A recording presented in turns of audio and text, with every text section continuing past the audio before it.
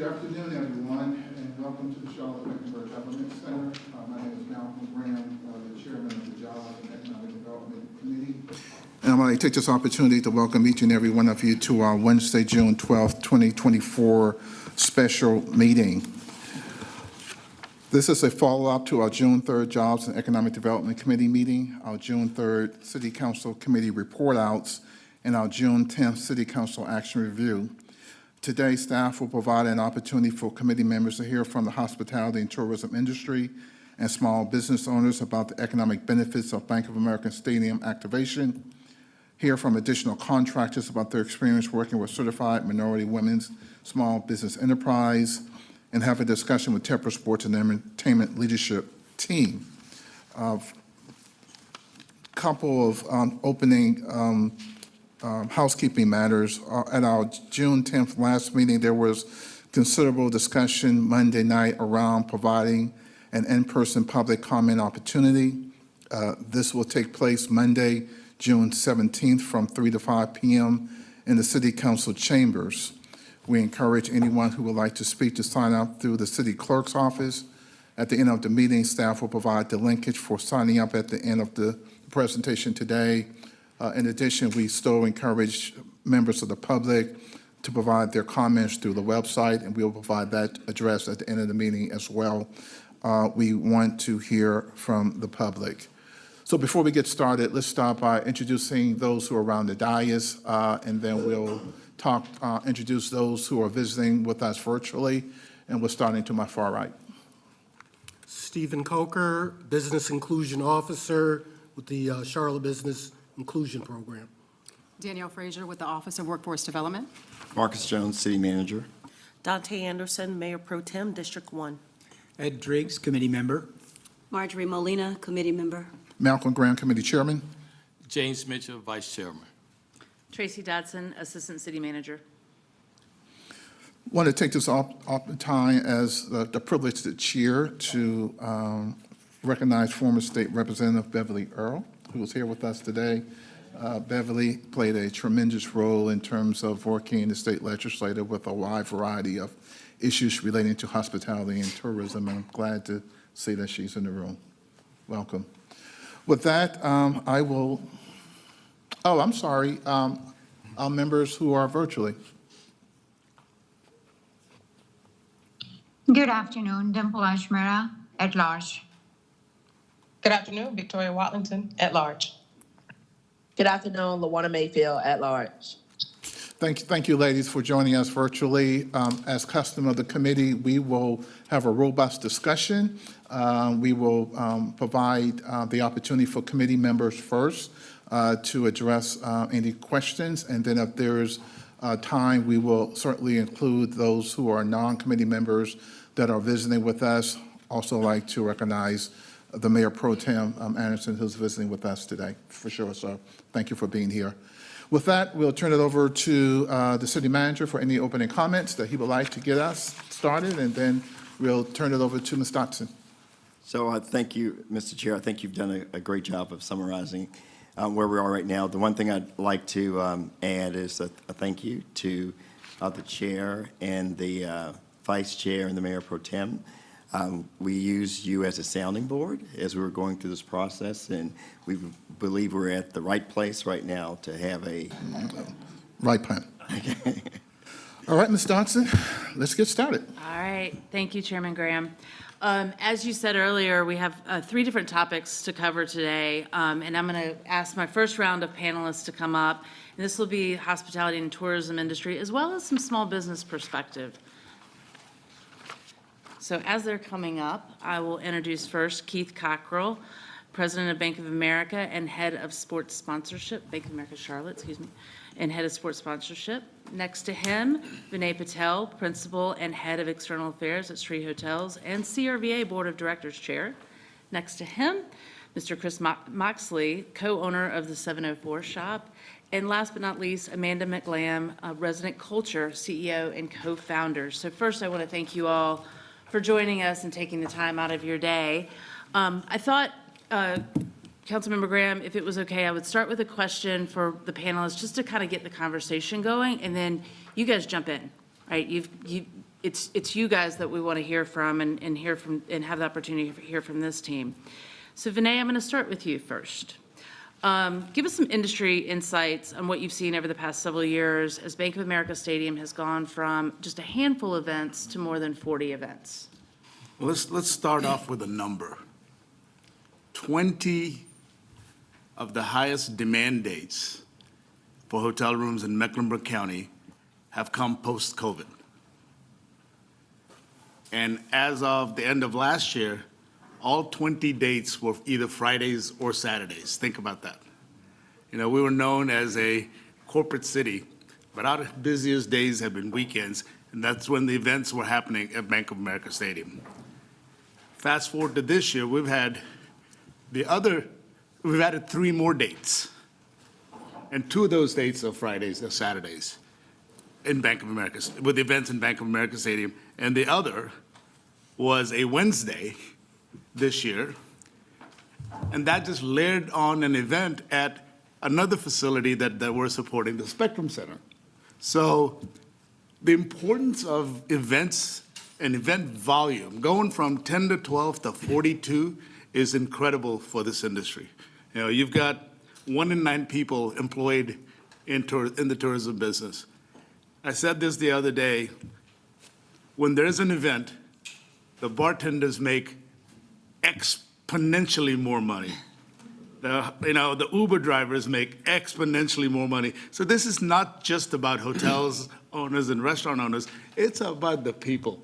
It's about the hourly employees that are out there that are truly earning what they deserve to earn, and it's because of the events that are going on in there. Thank you. Keith, I'm going to go to you next. I'm going to take it a little bit more on a business and personal level. You have a family that's very ingrained in sports.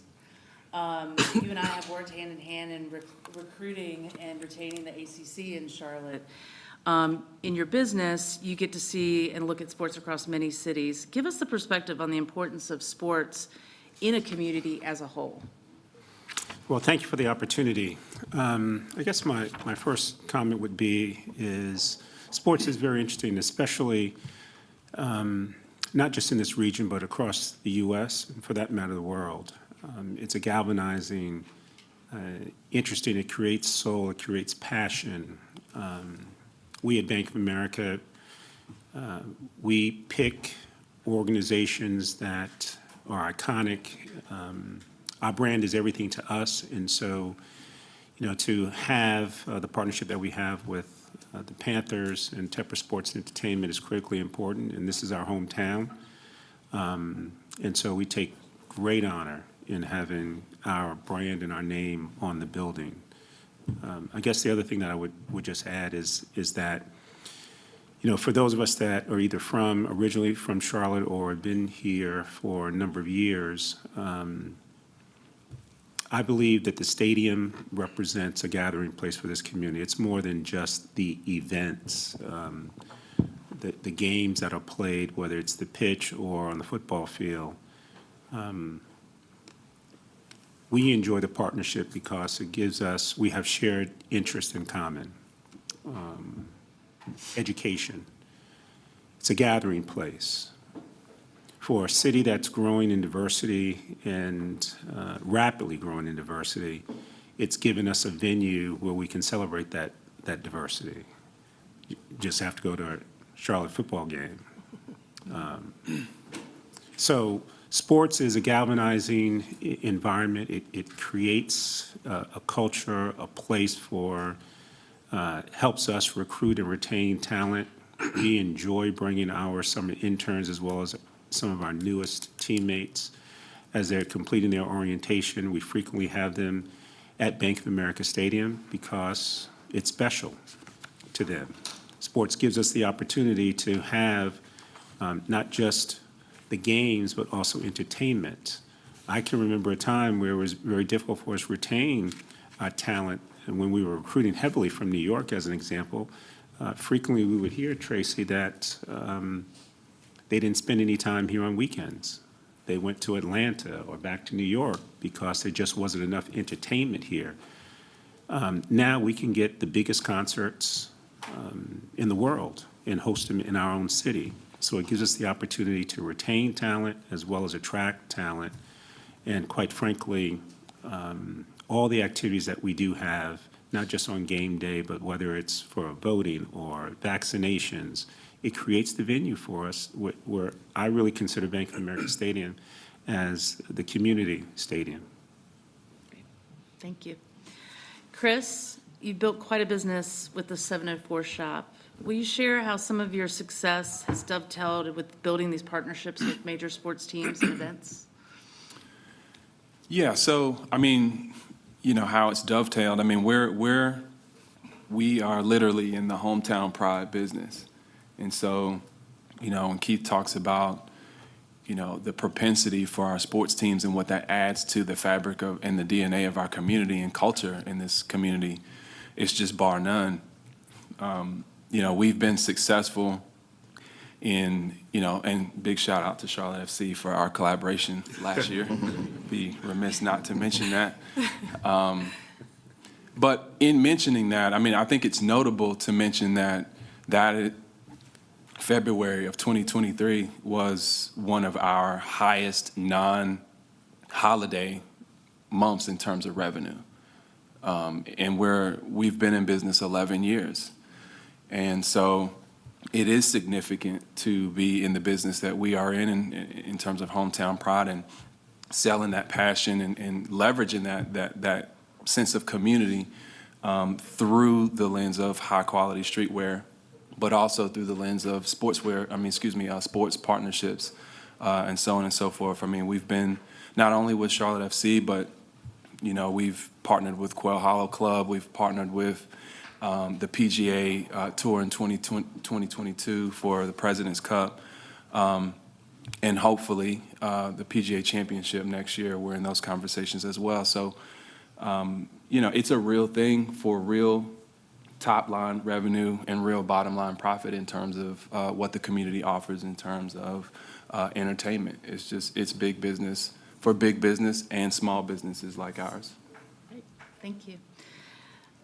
Amanda, I'm going to get a little bit different for you and ask about your boots on the ground with fans. Talk to us a little bit about what you see in terms of what events that happen at Bank of America Stadium mean for fans and some of our residents.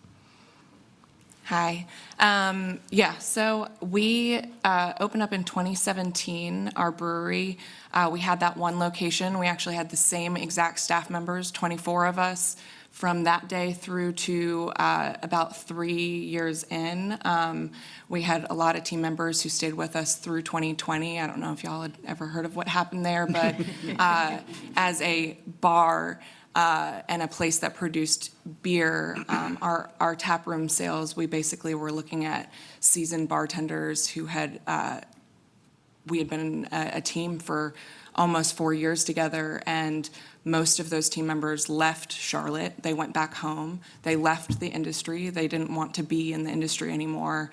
And we still very much believed in this city. I will say, as I fell in love with a born and raised Charlottean. I'm from New York City, and part of the reason why I moved down here is because dreams felt possible here and the ability to create a community, and that's part of what we did. Our motto is where you're weird is welcome. And so we wanted to create an environment that was inclusive and thriving and gave people an opportunity to have jobs in the city. And we are very proud, I am very proud to say that we now lead 80 to 100 people and have grown to 3 locations. 2 of our locations, one of which is inside of Market at 7th Street Uptown. We have a little bar within that space, and those are some of the vendors in there I've been shopping at since 10 years ago when I first moved to Charlotte. And I'm very honored and feel privileged to be able to be there. And then our other location, which is nearly 20,000 square feet, we signed that lease and are intending year lease specifically because it is about 3 blocks away from Bank of America Stadium. It is a huge, it was a huge risk. It still is. It was a big undertaking. That is where 37 of our team members are, and we're open pretty much 7 days a week because we have a cafe business in there as well. We're pretty much 24 hours to major props to my director of operations and everybody in management in that building. They make it happen. But I think contextually, our business, and I can speak for every other business owner that is in that area, our sales on an average day are down significantly. You look at 2021 to 2022 to 2023, and we are all seeing major hits across the board. The days that we are not seeing hits, however, are on stadium days. Now with the new concert series that has come, me personally, I have enjoyed several of them. I'm a live music gal, and I am so happy to be able to go, to take my kids. My parents have, when the Rolling Stones came down, they were trying to figure out if they were gonna come in from New York to get to do that as a family, and it's pulling teeth to get them to come here usually, aside from the fact that I have 2 beautiful daughters under the age of 7. Grandbabies are Rolling Stones, I don't know. But Beyonce, one of our whole team's personal favorites. I just wish y'all could see what the energy is like in the building for our staff. The months and months that we take to prepare. We get the schedule of events for Charlotte FC, for the Panthers, for the concerts, and the amount of different team members whose interests vary that it hits for. It's been so much fun to hand that off and see them create their own programming. Beyonce, though, was on a Wednesday. Y'all, on a Wednesday, there are crickets throughout our 7 a.m. to 4 p.m. time period. Truly, we've got a great trivia program at night. But you really need to have a reason to come to that part of town, and this is the reason.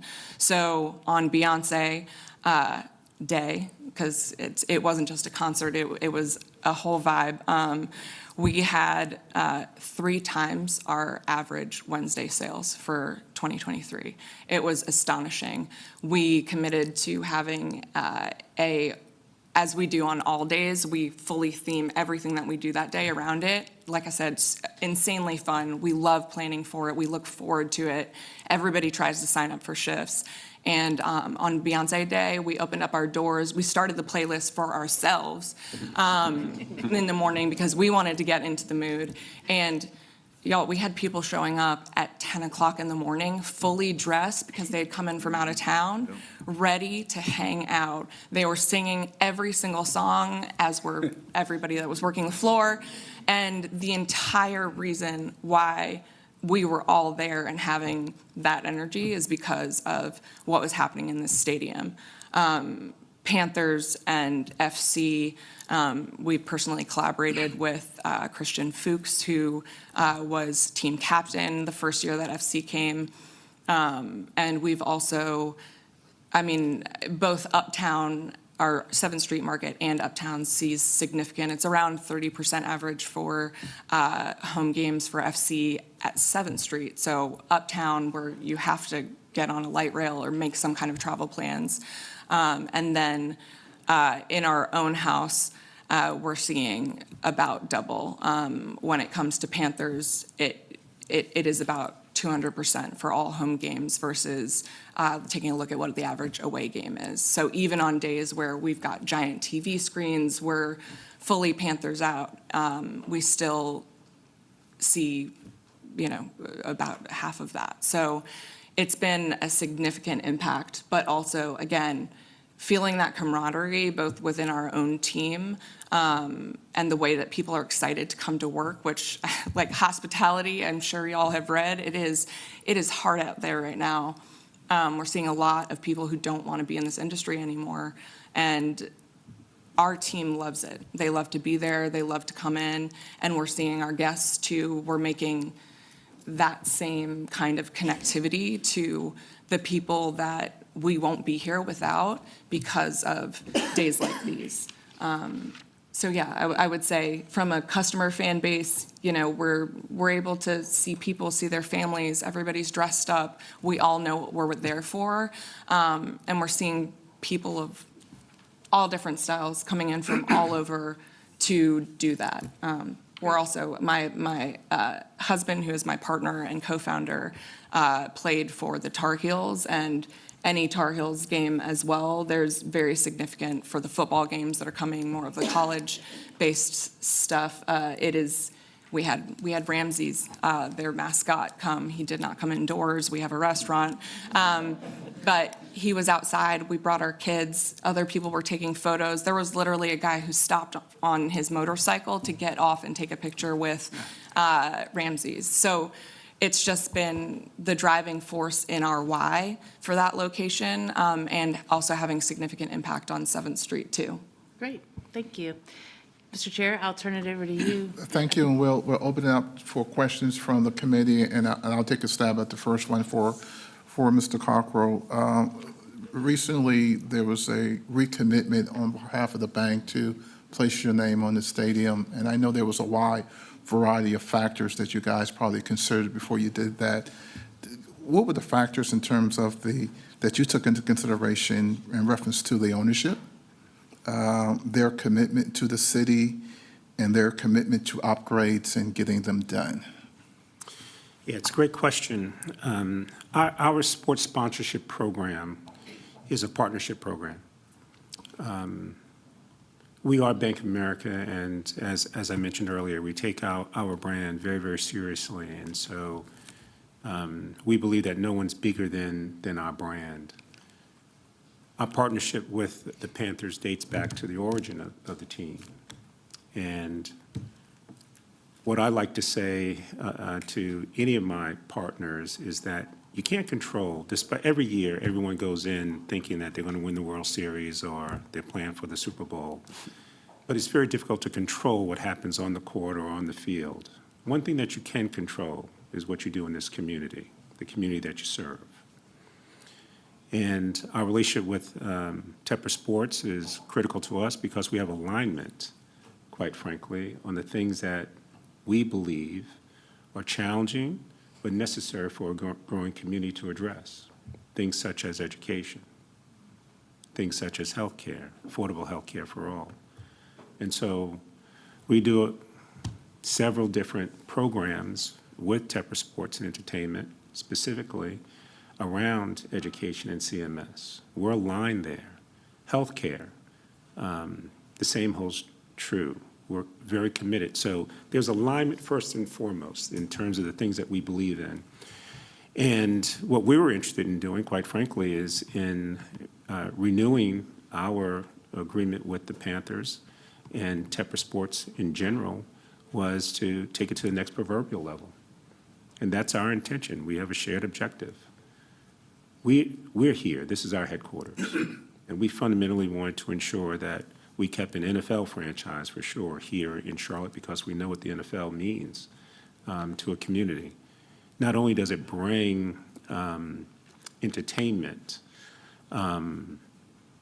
passion, commitment, but we still have so much opportunity for continued economic development. And that's what we're about, is how do we keep this engine running that we have going on here? We know that we're attracting new people each and every day to Charlotte. But let's be candid. If there's a city with an NFL team, most of them want to retain their NFL team. I know. If there's a city and a team is looking for some type of new stadium or renovation, we're in the business, so we understand, we know who they are and what they're trying to do. This question, from my perspective, is a no-brainer for us. When I say us, I'm talking about the city of Charlotte. The level of commitment being asked in utilizing public funds relative to other cities that have active stadium activity, I think you'll see, if you do the research, that the level of public support is the smallest of any of the active stadiums, whether we're talking about renovations or new buildings. When I think of Charlotte, we are Charlotte, and we want to win. We want to win every new business opportunity that comes our way. Tracy, you know this well. We competed aggressively to retain the ACC here in North Carolina and moved them here to Charlotte. It wouldn't have happened if we didn't have the facility that we have today. And we've been richly rewarded because look at the number of championships that the ACC has announced since they've made the decision to make Charlotte their home. So the economic impact is tremendous. And now, when I think about, our future, the opportunity for us is to continue to build on what we've done. This is not the time to stop investing. This is the time to invest because we know that you can go to other major cities. Atlanta, as an example, they haven't had a winning basketball team in quite some time. But take a look at that arena that used to be really, really sleepy, and now it's an entertainment district. We don't have a real entertainment district here in Charlotte. Are we going to have the courage to dream big and believe that we can develop that here? We haven't hosted an NFL draft. There's some of us who believe that we can do that here in Charlotte. So foundationally, what I would say is that we're aligned with Tepper Sports and Entertainment. We believe in what they're doing. You can just take a look at the most recent example of their announcement on food insecurity. It's the biggest opportunity from a volunteerism perspective of my employees at Bank of America is engagement with food pantries, delivery of food, and trying to address this food insecurity of a growing city like Charlotte. And you saw it just yesterday, their commitment to Nourish Up and $3 million.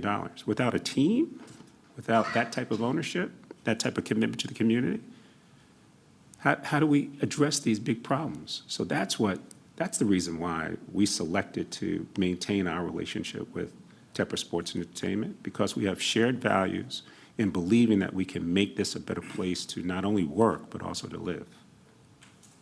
For the response, I open it up for members of the committee. Vice Chairman Mitchell. Thank you, Mr. Chair. So this is to my good friend, Vinay. Mr. Cockrell touched on that some of us believe it's time for us to host a Super Bowl or the NFL draft. From the hospitality perspective, what are we missing, and what do we need to do to make sure one day down the road we can accomplish that for the city? All right. To be honest with you, the two things that was always said about hosting a Super Bowl, right? One was weather. Right, that went out the window when they gave New York the Super Bowl, and I was there. I was at that Super Bowl. It was the warmest February night I've ever had in New York. I was walking around Manhattan like this. So that's out the window. The second was the number of rooms, hotel rooms, and when I look at it, look at where Super Bowls are held. Phoenix, the stadium is out in the middle of nowhere. Hotel rooms are miles and miles away. We hosted the DNC, and I think their requirement was 30,000 hotel rooms within an X miles of town. We had the capacity.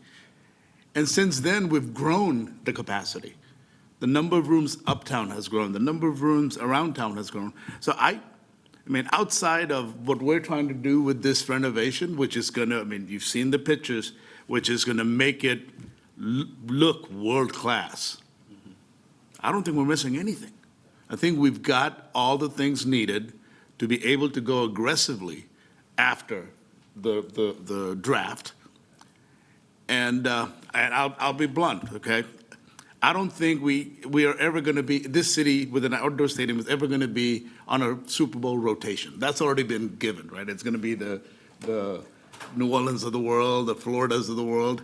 But yes, we have the opportunity to go get it at least once after this. So yeah, we've got from an industry perspective, from a hotel rooms, a restaurant, cultural facilities, destinational assets, we have everything we need that the NFL would look for to give an event like that to us.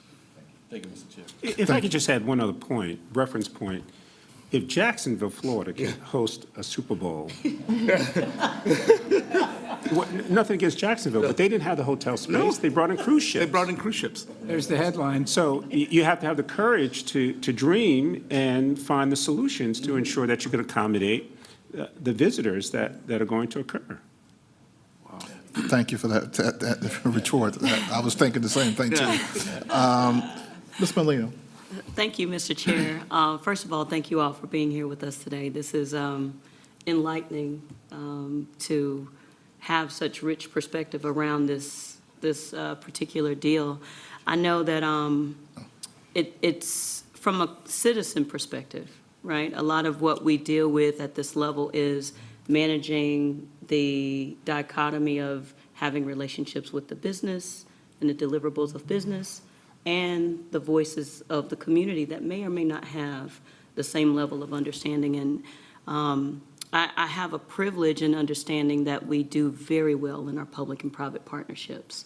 The Mayor's Racial Equity Initiative is one of my absolute favorite to brag about on a regular basis. I had the honor, and if you'll allow me this, Mr. Chairman, the honor to talk about that on a national platform, to brag about what we're able to do here. So I know with the right minds at the table, we can achieve something spectacular.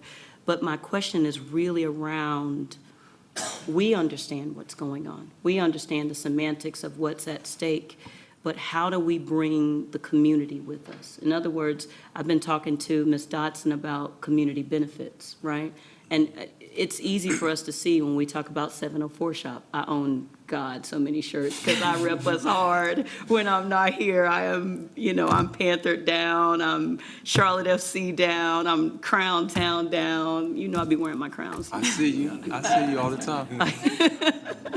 And, to hear you talk with such passion about just the hospitality industry that we all enjoy, it's just enlightening. But when we say community, we mean like that everyday person who's going to work and they see this on the news and they think another billionaire is going to get a handout, because that's what we get all the time.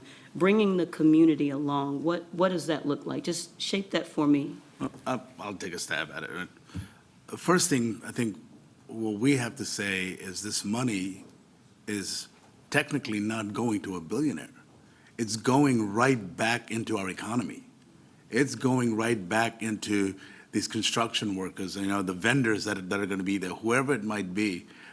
That's who's going to benefit from this investment. The second part of it is we do this.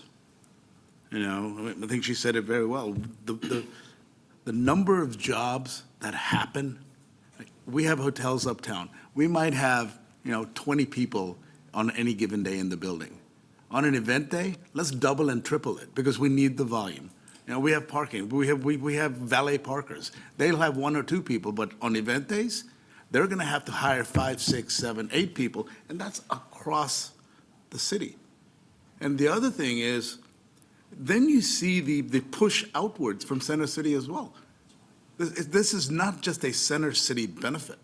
This benefits all around, the 485 corridor and out. It's about the jobs that it creates. It's about putting money back into our economy.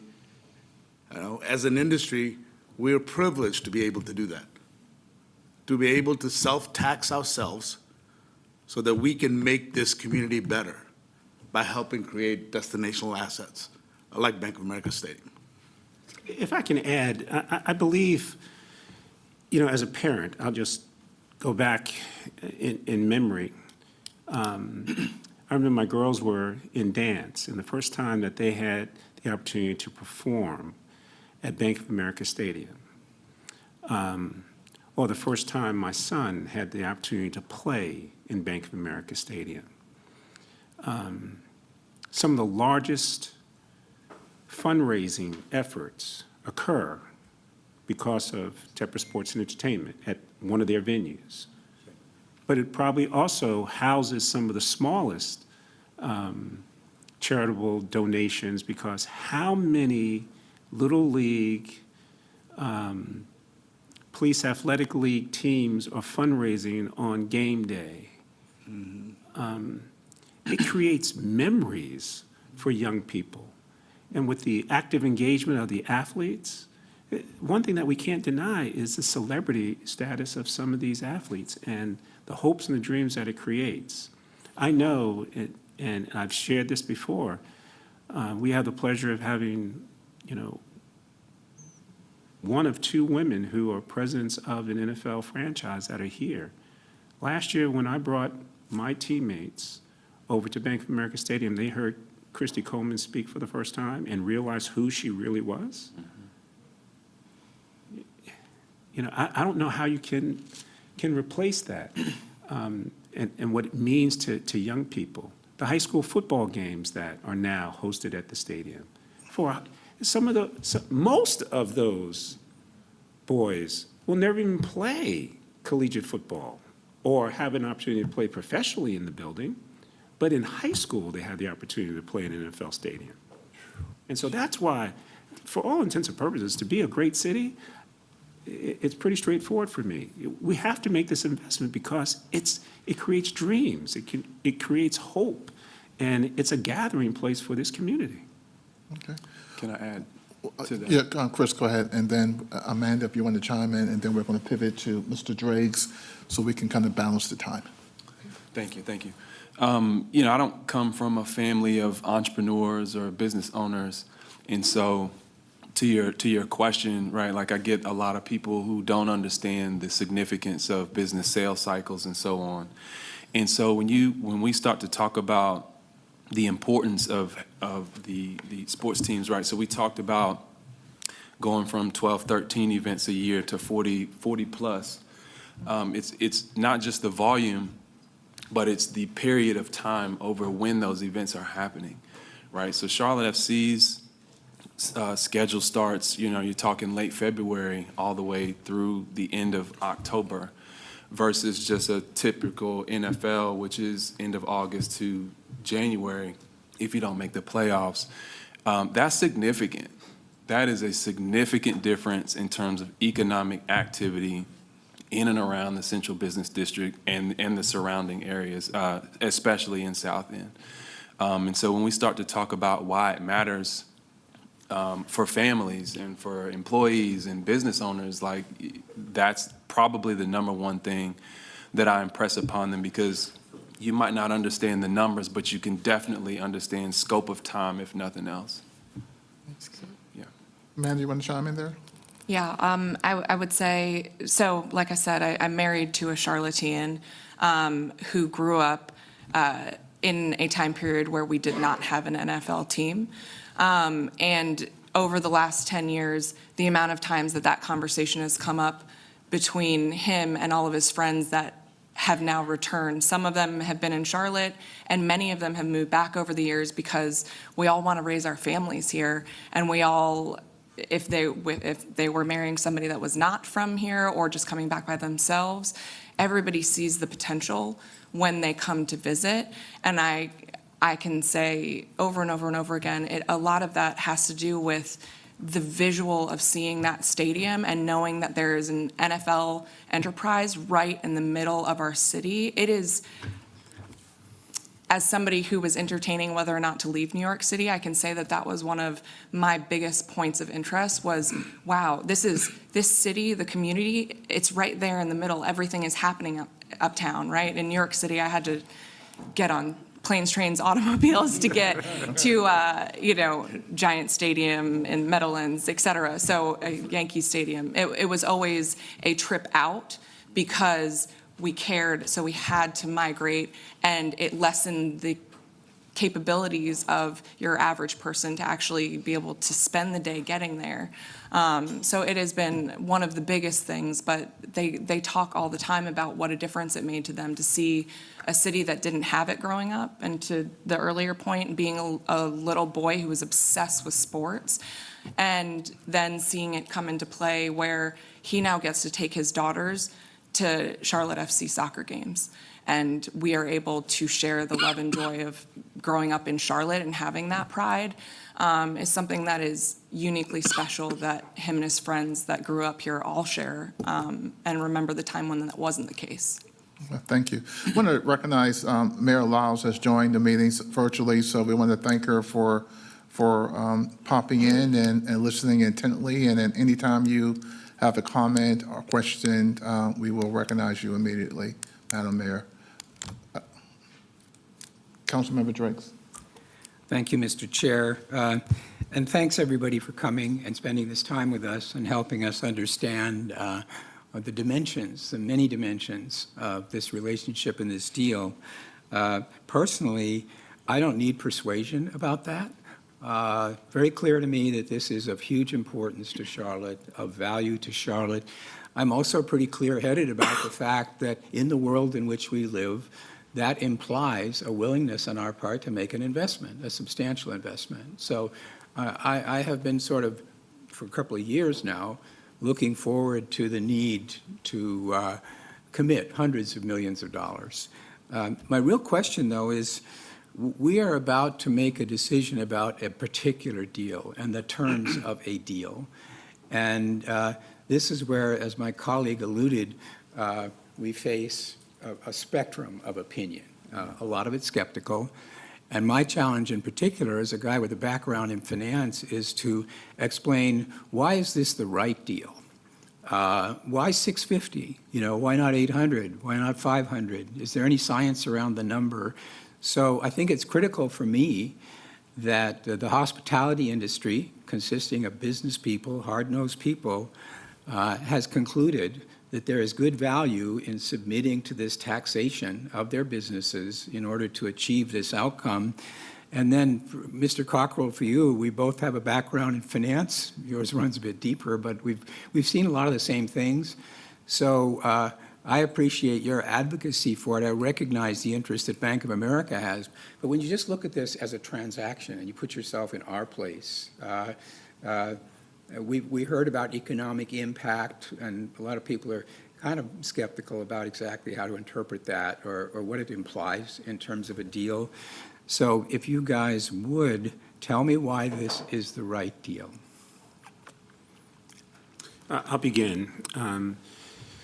The going rate for stadium renovation or football stadium renovation or new stadium probably begins at about $1 billion.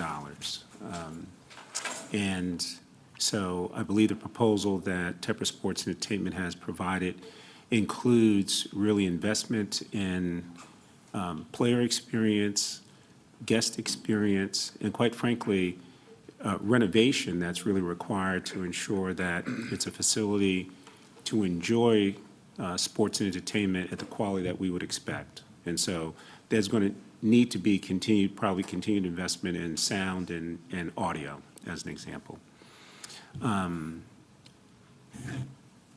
Based on... I just want to, is there anything that points to that number?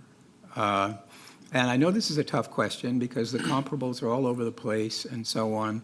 But when people challenge us and say, why would you give all that money to him? I feel there's a burden on me to say, it's a good deal for us, right? The value is there. And I need to be able to support that somehow. So and this is a tough question, I get it, but it's kind of like we look at the terms that have been described to us and we scrutinize, the components of the deal. So is this, the right deal for us? Mm-hmm. I'll give you my point of view. And it's from the perspective of I wasn't involved in negotiating the deal, so this is really a third-party view. First and foremost, the building contains 2 professional teams, so it's a American football team as well as a soccer team, if you will. That's unique in and of itself. So we're getting value from having 2 professional teams that will benefit from and all the entertainment value associated with that. Secondly, I give you strong marks, I guess Tracy, for this is a large construction project. And my understanding of the deal is that the investment for our citizens is capped at $650 million. Capped. Now, I also shared that you've got 2 teams. Typically, you can take a look at our Hornets. The season ends, you close down the facility, and you start construction.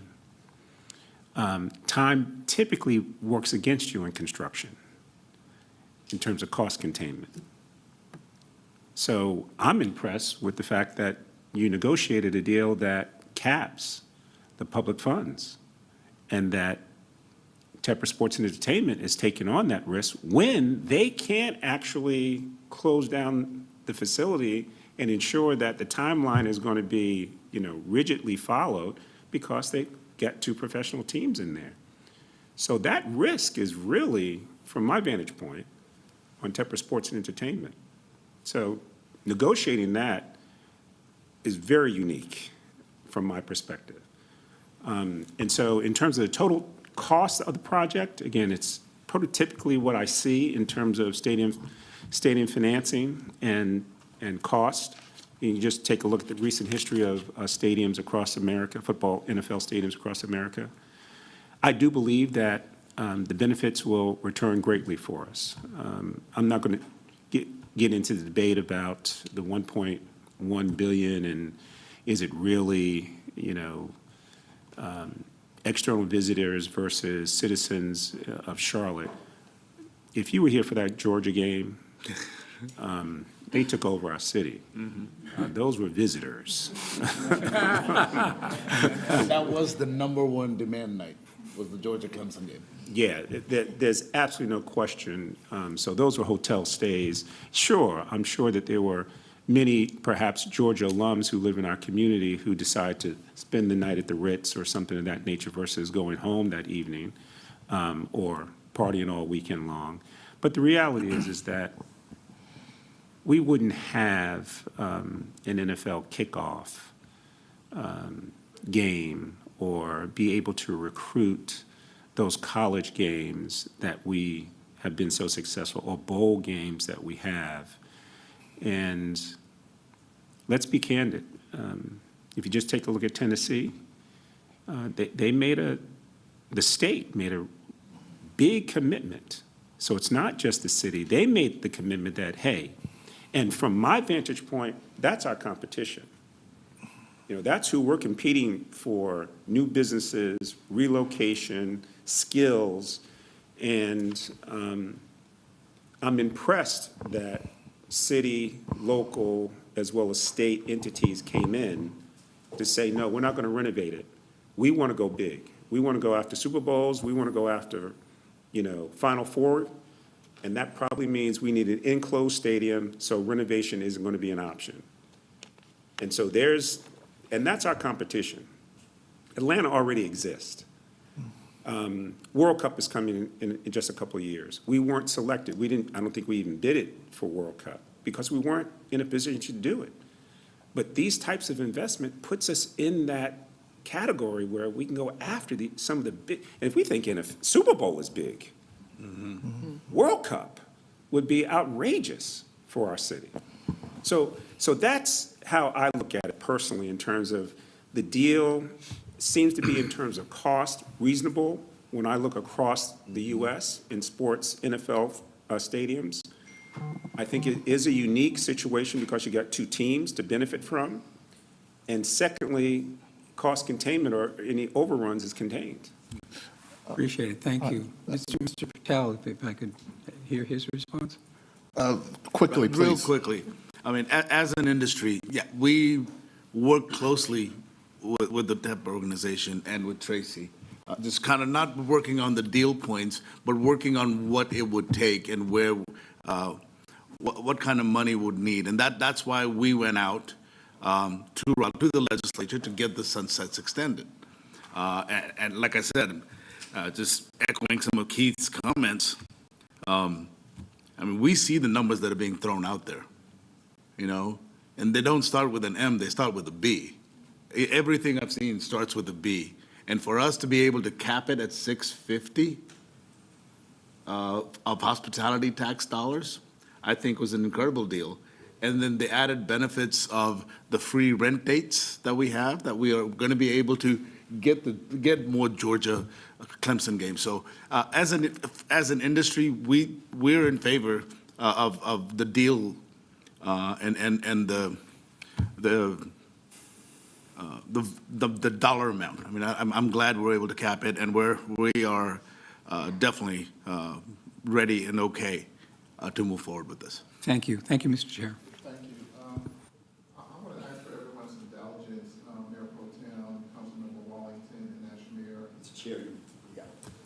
that we're going to conclude this segment now because we're really beyond time. And I don't want to bury the lead, which is to hear from Tepper Sports and Entertainment. So we're also going to adjust the calendar and allow them to come next so we can make sure that we don't bury the lead and give them as much time as possible to make their case to the committee and to the public. And so I want to thank everyone for coming and providing that perspective, and we look forward to hearing from you again. Thank you. Thank you.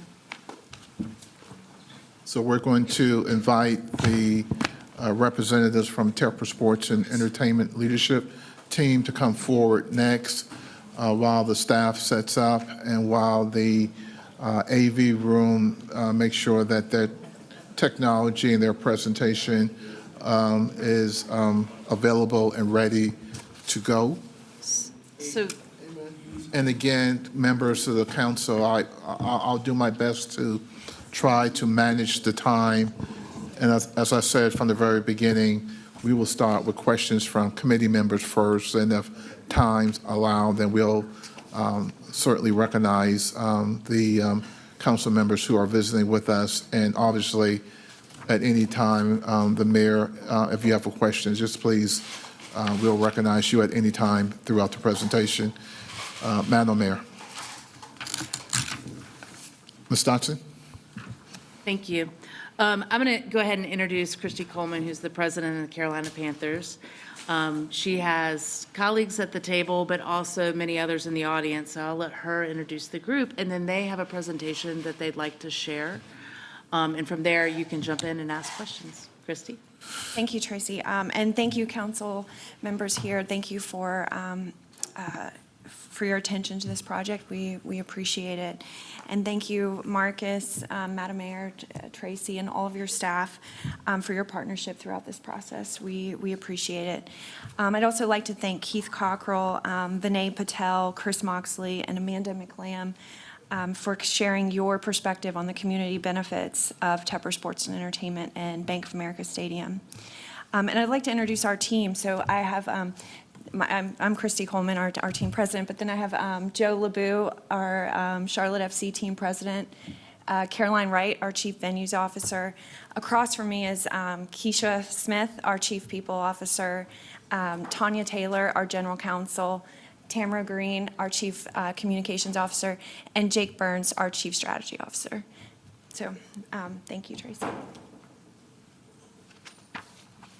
Welcome, everybody. Welcome. Yes, thank you. Thank you all for being here and allowing me to share this. So if you want to flip. So as you all heard and it was alluded to, we've been proud to be in Charlotte for nearly 30 years. You all have seen the stadium go from 13 events in 2018 to over 40 events now, and we're very proud of that. This stadium is one of the most active stadiums in the NFL and MLS, but it's also one of the oldest stadiums. And we'd like to continue to be able to have, the soccer, international soccer, concerts, and of course the NFL. But at this point in time, investment is needed for us to remain competitive and to drive future growth. We do believe this is an ongoing partnership with the city. We've been committed to the city thus far, and we would like that to continue on into the future. We're committed to supporting minority-owned and small business enterprises with the project and continuing to make an impact in the community. The city's investment does not require any new taxes to be collected for their contribution. And I just remind everyone that this renovation is about investing in the community asset to enhance the fan and player experience and improve accessibility and increase sustainability to deliver world-class entertainment to our city for years to come. So with that, thank you. I know that you guys have had, I think, a lot of conversation about the economics of the deal and the economic impact. But what we're here today to talk to you all about is really what the community benefits are to having Bank of America Stadium in Charlotte. And I know you heard from this wonderful panel earlier, and I hope to goodness I could exude the passion that I heard from especially Amanda and all of the panelists.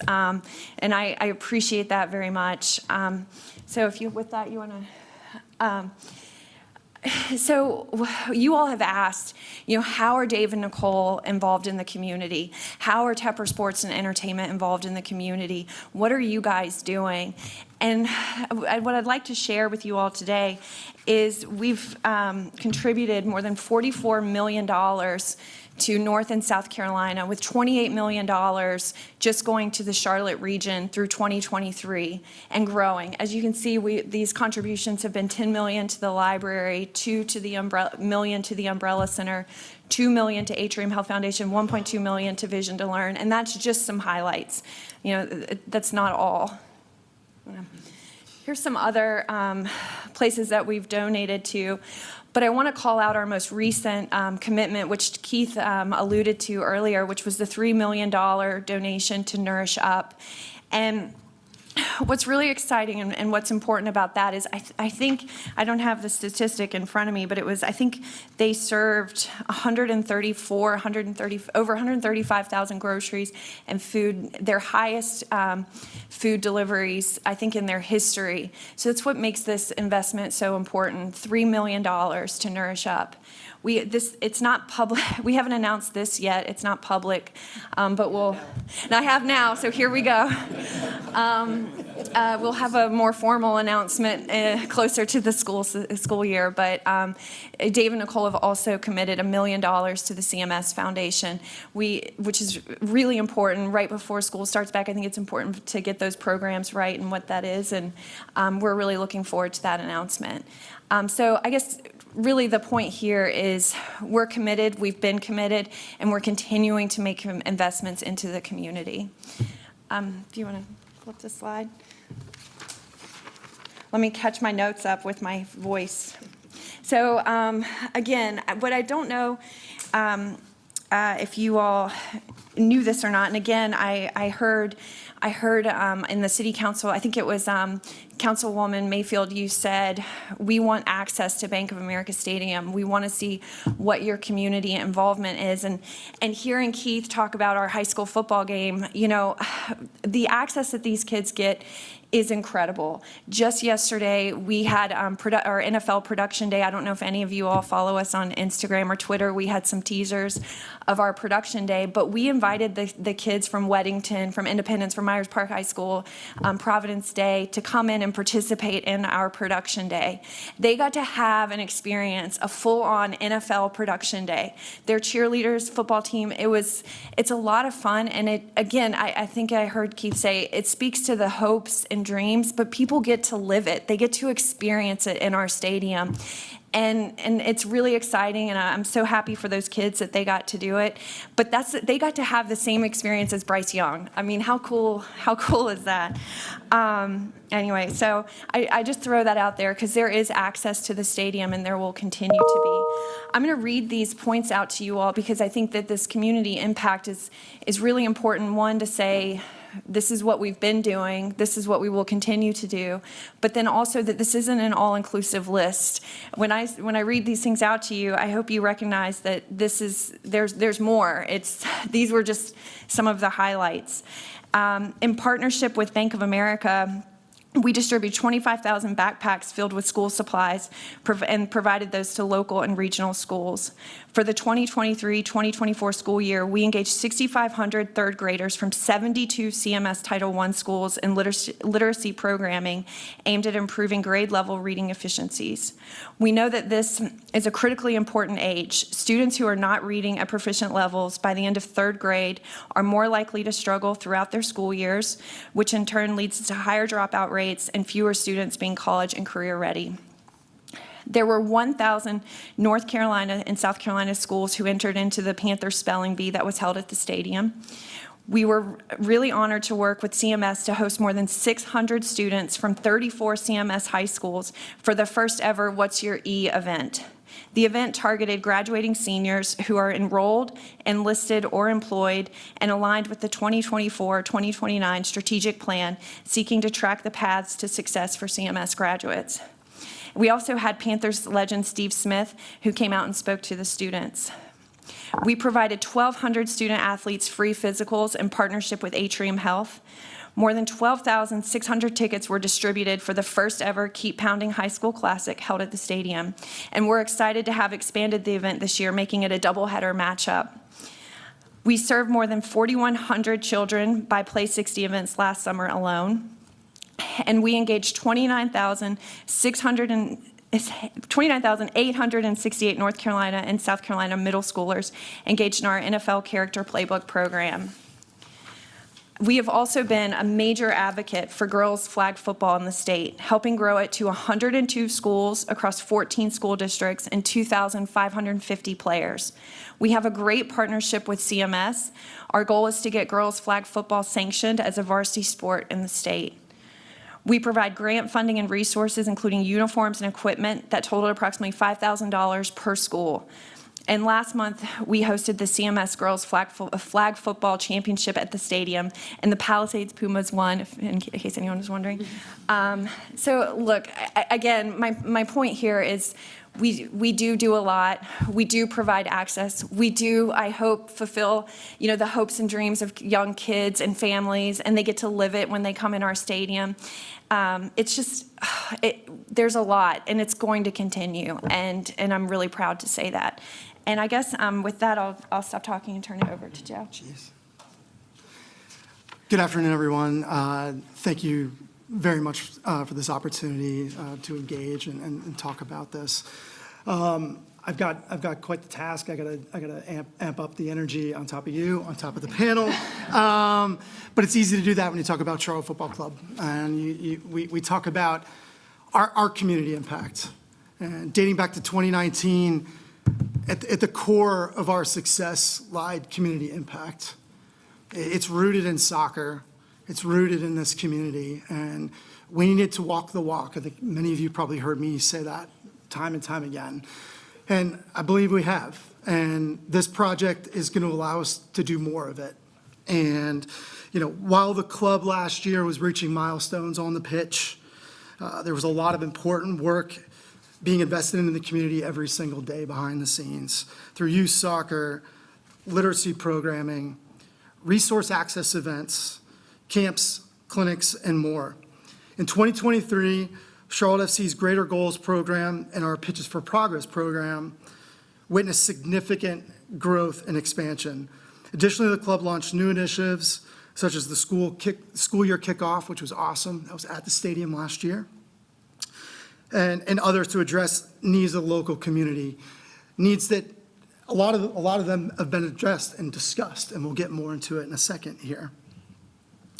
The progress was made possible through collaborative efforts and partnerships with several key companies and organizations, some of which you just heard previously.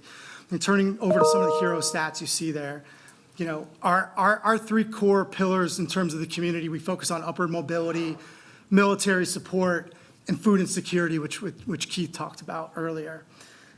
Through just last year, 7,000 total youth served annually across the Carolinas.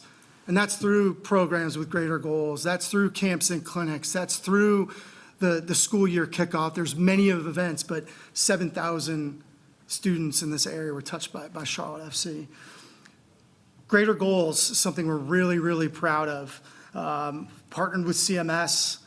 We're in 36 Title I schools, elementary schools in CMS. And, I believe it was pointed out earlier, literacy prior to third grade is so important. And we've doubled down with literacy and active minutes. So we have boots on ground in these schools, teaching the kids value of education, reading access to coaching or equipment. But we're able to provide that through Greater Goals. Some of the schools that we're in are in East Charlotte. They're in West Charlotte. They're everywhere. Similar to our mini pitches, we've built 11 mini pitches, which is equates to over $1 million in investment. Thank for our corporate partners, our owners, Dave and Nicole. They're through their foundation, they built a mini pitch at Nations Ford Elementary School. We're in Sailboat Bay. We're at Idlewild Elementary School. These mini pitches aren't just soccer fields that we plant down and we leave.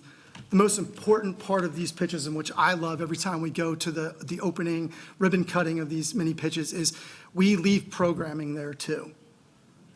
We make sure they're utilized in the right way, and that's getting, again, kids that opportunity to play soccer, get energy out, getting coaching, getting mentorship. And we plan on doing more of these mini pitches moving forward. 5.5 million active minutes played. Again, you've heard me just say the last few minutes, we want to get kids active. We want to get them out of the house. We want to get them engaged in the community, make them better citizens, make them fall in love with Charlotte, get them outside, and soccer and sports. And we've talked about that. There's no better vehicle to do that than what we have the privilege to do every single day. 550,000 minutes read in 2023. So again, that's an impact. That's a hero stat that Greater Goals can we can tout that all day long. 2,000 service hours by our staff members. This is really important. Again, walking the walk. This is not just the job of our community service, our community relations department, or our players and our coaches. It's everyone's responsibility in TSE. It's everyone's responsibility at Charlotte Football Club. So last year, as we were going over our business planning for 2023, how does success look like for Charlotte FC? So you know what success looks like? So get off your butts and get out there and do something for this community. And we wanted everyone to mark it down. So we made it easy. We do plenty where our staff members have the opportunity to be active, but this lit a fuse inside of our office, and we had people going out and to doing things that were important to them, and then recruiting others. And I'm happy to say we did over 2,000 community service hours. 2022 is the goal. I believe we were 2,071, so we're overachievers. Over 5,200 match tickets were donated to community and nonprofit organizations. I've had a few conversations with a few council members, and I've heard access to the stadium is important. Not everyone's got the means to get there, whether it's transportation, it's economic, it's opportunity. We've made that happen, and we will do more of that moving forward. So 5,200 tickets given. They're able to come and experience Charlotte, see the vibrancy, see the diversity, see the fun, have that experience and leave the stadium, feel valued. Next slide, please. All right, so Christy and I just talked about some things that we are doing, and we will continue to do them in a bigger and better way, but wanted to talk about some things that we intend on doing that are new, because I know that's an important piece of this. So I'll turn it over to Christy to talk about the first few. Sure, thank you, Joe. So I'm super excited. So we've brought training camp to Charlotte, and as part of that, we plan to host what we call Back Together Football at Bank of America Stadium. So I think the date is July 27th. Again, not publicly announced yet, so probably not supposed to say that. I don't have any secrets today. So. I'll let you guys know. Tamara probably wants to put duct tape over my mouth right now. Okay, so forget I told you the date, but we plan to. Nobody's listening. You're fine. Yeah, I'm checking to see if you guys are awake. So everybody's paying attention. The afternoon nap, and a little pick-me-up. No, but in all seriousness, Back Together Football is an exciting event. We'd like to host at Bank of America Stadium, which is really, you open up the stadium for the NFL football kickoff. It's a chance for Charlotte to be in the national spotlight as well. The NFL will go to each of the different training camp sites, and it'll be broadcast nationally. It'll be a chance for you all to see the team, engage with the players, and really have a fun time at Bank of America Stadium. So I'm really excited about Back Together Football. It's an event for everyone, and so I hope I hope you all can make it. We're also planning, again, we haven't launched this yet, but we are planning to launch a Third and Goal program, which I mentioned earlier about, third grade reading proficiency, that if it's critical that you're able to read by third grade. If you're not, you may get likely left behind. So what we're planning to launch, and hopefully with a big partner of ours, which is Bank of America, Atrium and the like, would be to really have an umbrella program called Third and Goal, where you focus on read 20 minutes a day. We'll be in the school, SERP, we'll have volunteers in school reading with students, and then you have Play 60. It's important to be active. That's our jobs, right? We're in the business of sports, but let's encourage our kids and our community to be active as well with Play 60, and then Feel 100. You all know mental health is a thing.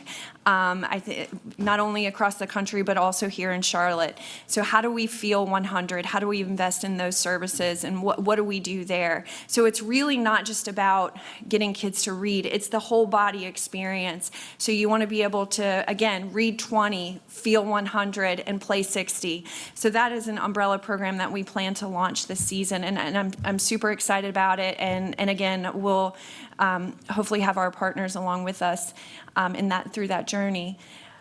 Next, I'll talk real quickly about our game in Germany. We're super excited to play the New York Giants in Germany.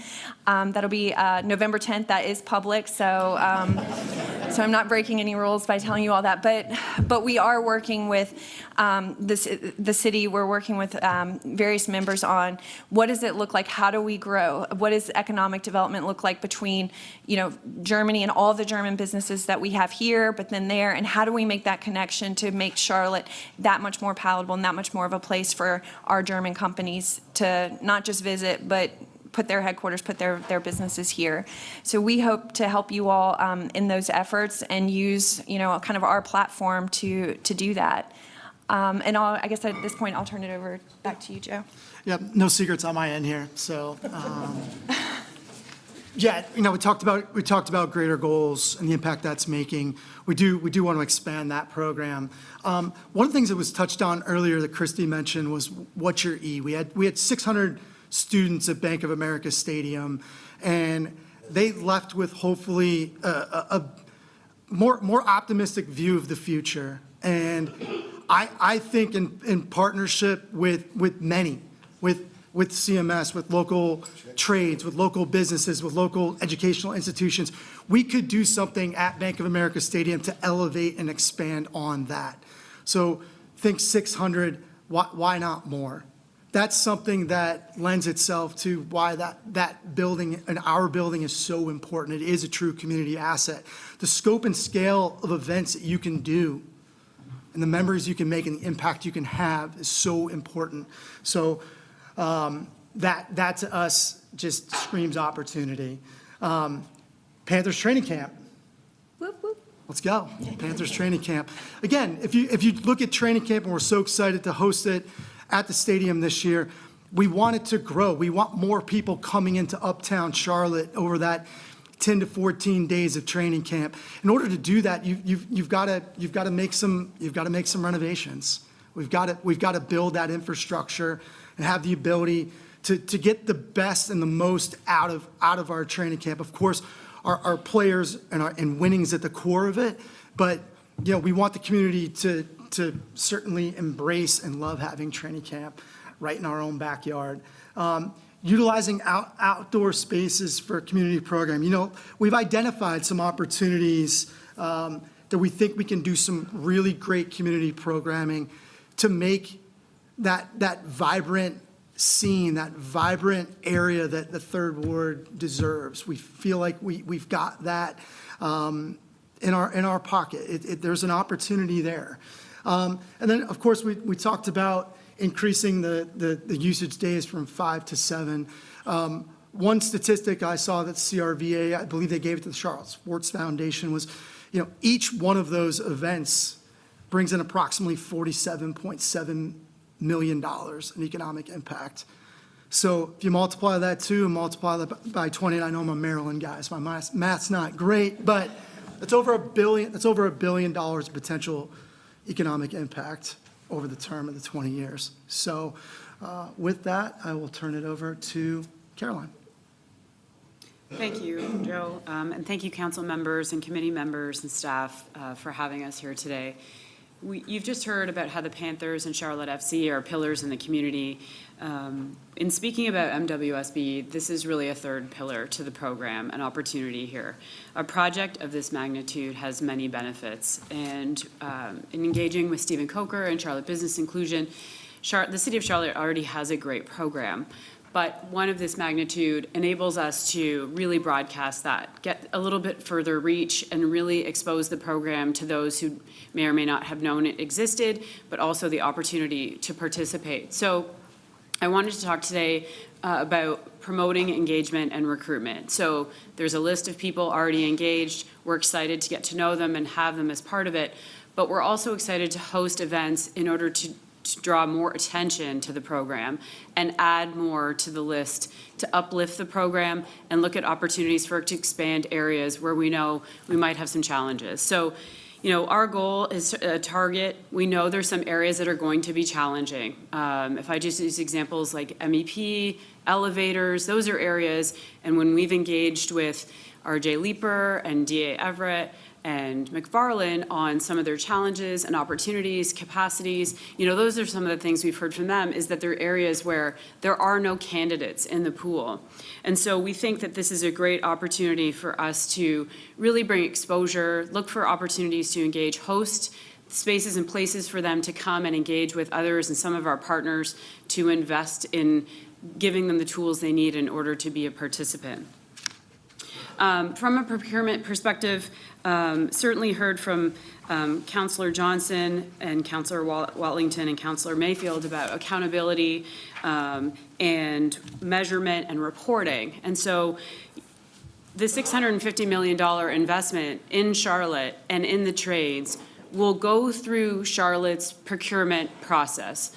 So the accountability is working through how Charlotte standardizes their procurement approach, how they measure their MWSBE program, and how you work through the accountability of making sure the dollars get where they need to go.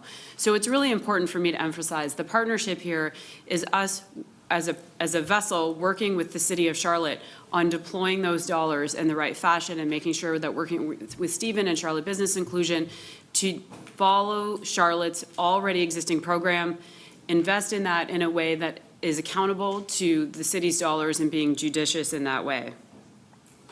Additionally, I think it's important to note that we have an employee who's been with us since the building was built. They worked on constructing the building, and they still work with us 29 years later. And so this really is a legacy project, and what we're doing here is an important opportunity for many to participate and maybe even potentially stay with us. So part of this program is an apprenticeship.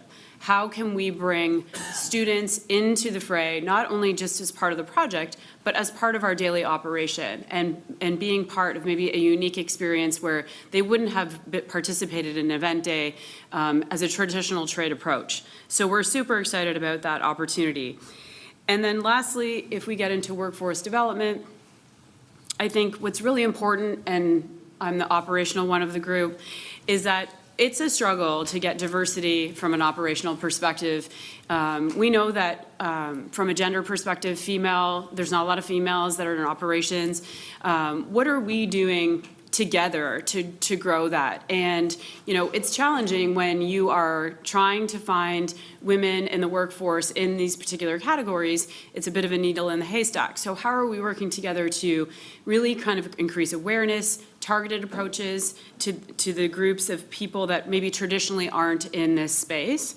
And so I think we have an opportunity to look at diversity throughout the project, including having some unique and different areas, not necessarily just the traditional construction, but we have an opportunity for an arts outreach program as you look what the building looks like interior-wise.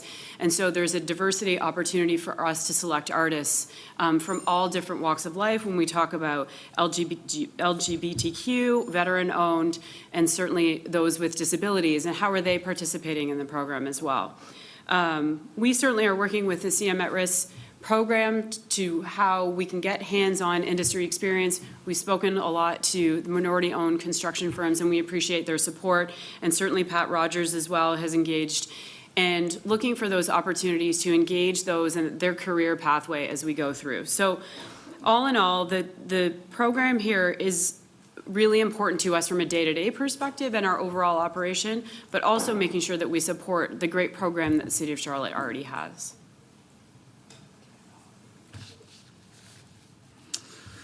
All right, we've got some hero numbers for you here. Look, I strongly believe we all have a shared vision, in that, we work to put Charlotte on the map. I didn't grow up here, but I lived in DC and I didn't grow up there either, but I was there for about 15 years. And the one thing about DC, everybody says it's so transient. It's a transient town. It's a transient town. It's true. You're in and you're out. When you come to Charlotte, you put roots down and you want to stay. And everybody wants to assimilate quickly, and they want to do what's right for the city because they want to raise generations here. And, I'm raising my family here and plan to do so for as long as y'all have me. And our business, this stadium, provides an unbelievable platform to put our city on the map. We had visitors from over 35 countries attend events at our stadium just last year. 43% of our concert goers traveled outside of 100 miles to come and experience Beyonce. $41 billion. That's an approximate value placed on the earned media coverage. In other words, that's what someone would have to pay to get the amount of exposure that Bank of America Stadium gets because of what goes on inside those walls and around that stadium. 8.5 billion social media impressions from all stadium events. People are talking about us. They're talking about us locally, nationally, and globally. And that's where I want to get a little selfish and talk about the summer of soccer. Keith mentioned it earlier, mentioned the World Cup. We didn't bid for the World Cup. It was discussed. And the Men's World Cup comes here in 2026. But what's coming here very soon, which starts next week, is Copa America. I was driving my car 2 days ago, and I talked to my coworkers, and I was excited to tell them because I've always got to have the soccer. The soccer talk comes from me.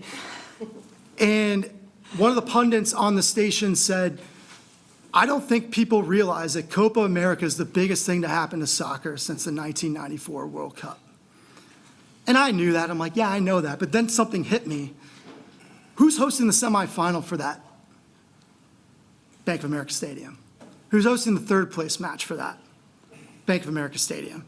Look at all the other stadiums that are hosting matches for that event. AT&T Stadium in Texas, Allegiant Stadium in Las Vegas. Many of these stadiums that we're going to be in discussions about trying to get a Super Bowl from. They chose Charlotte to host the semifinal. MetLife Stadium is the other semifinal, in case you were wondering. The finals at Hard Rock Stadium down in Miami. So we are in line with those stadiums, what we have now. We need to make sure that it stays that way.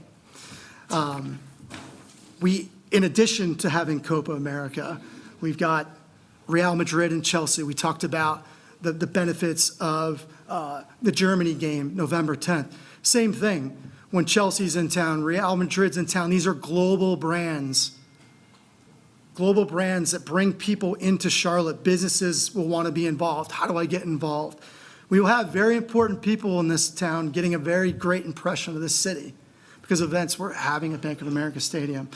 There's 175 nations that broadcast Copa back to it. So again, we are going to be on that global stage, and we need to make sure that we continue to have these events, that we show that beautiful skyline, we show the diversity, we have people go to the restaurants, stay in the hotels, experience Charlotte and want to come back. Another anecdote, personal, I'll give you. I was working for another football team in 2003. We came down here to play. And I remember going back there going, man, that must be great to work in Charlotte. It must be great to work for the Panthers. Stadium is beautiful. It was uptown. They gave away programs, which was cool. I got a hat. I still thought it was one of the greatest giveaways of all time. But this city made such an impression on me just in coming here for 24 hours to go to one football game, because I think as Amanda said, when we flew in, you saw the stadium. That's not normal. And it made such an impression on me that I got a call 11 years later, or 8 years later, 2011, that there was an opportunity to come down here. It was an absolute no-brainer. I'm going after that job. My wife said, yep, you're going after that job. Go down there in Charlotte. So, next slide, please. Bank of America Stadium is built for moments that mean everything. For the fans, for neighbors in need, for small business, minority businesses, big businesses, for tourism and hospitality, for recruiting young and vibrant talent to add to this community. We do have a shared vision, like I just said, and we hope that we've shown you that throughout this process. And I really want to thank you all again for the time and the opportunity to talk through, some of the points that go beyond the economic impact, just the benefits that we feel like we make to this community, and we can partner together to do more of it. So thank you again. Thank you. Thank you for the presentation, Ms. Coleman, Ms. Wright, and Mr. LeBlue. We really appreciate you being here.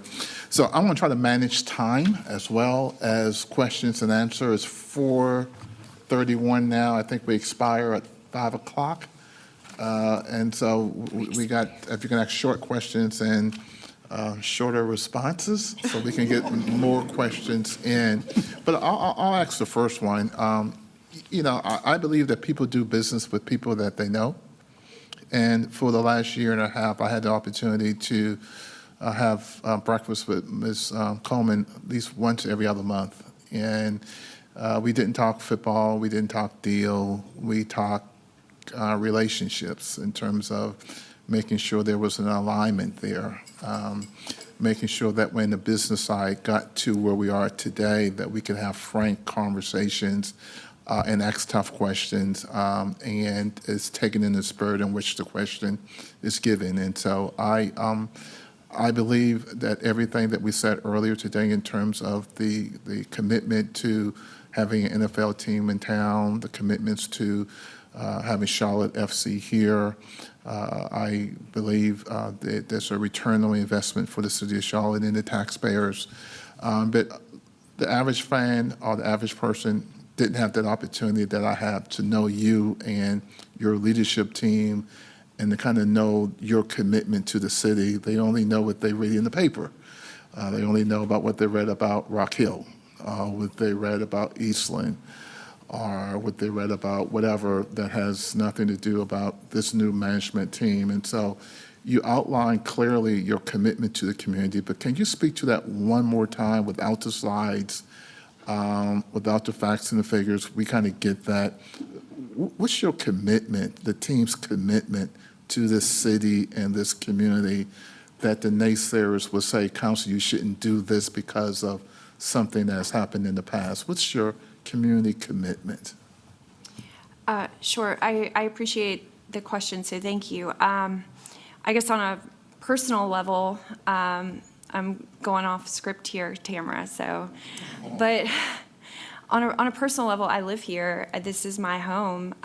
So I have two young boys. They're 7 and 5 years old, and this project means the world to me, because this is what my kids and this is what my family does on the weekends. This is where we live, what I like to call home, and what I want their kids and their kids and their kids to be able to call home, and that's important. This is Bank of America Stadium is the fabric of this community, and I'm so proud to be a part of that, and so that's my personal response. But my Tepper Sports and Entertainment and my Carolina Panthers response would be, Dave and Nicole have demonstrated their commitment. I showed you $44 million through 2023, $28 million alone to Charlotte. $117 million has been invested into the stadium, so our fans can have a wonderful experience. We have, we have the new East Gate, we have the Tunnel Club, we have the gallery, we have all these different things in the stadium that they've invested in. So $117 million there. They've invested in soccer. They brought soccer. Joe's family now gets to enjoy enjoy soccer, and my family gets to enjoy. All of our families get to enjoy soccer. That was a $381 million investment that they made to bring soccer to this community, and none of that can go unnoticed. And I think that demonstrates their commitment and all of our commitment, quite frankly, to Charlotte. Thank you. Mr. Drakes. Thank you, Mr. Chair. I think we need to be careful in this meeting, having heard all of these positives, and I appreciate them. I appreciate you. I appreciate Mr. Tepper's investment here. I've had conversations with him and came away impressed.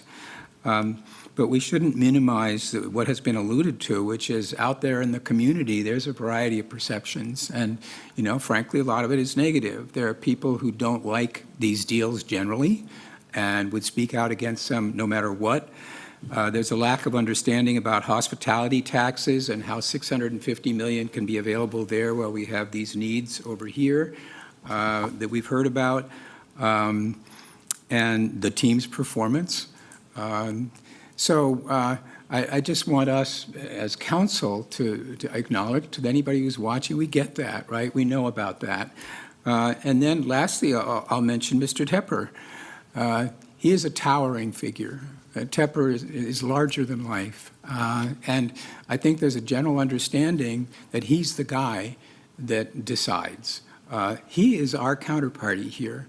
And frankly, I think it would have been good if he had come to talk to us, because at the end of the day, our ultimate reliance is on him. And what has happened, as we know, is that there was a lot of reporting about some things that happened that affected public perception.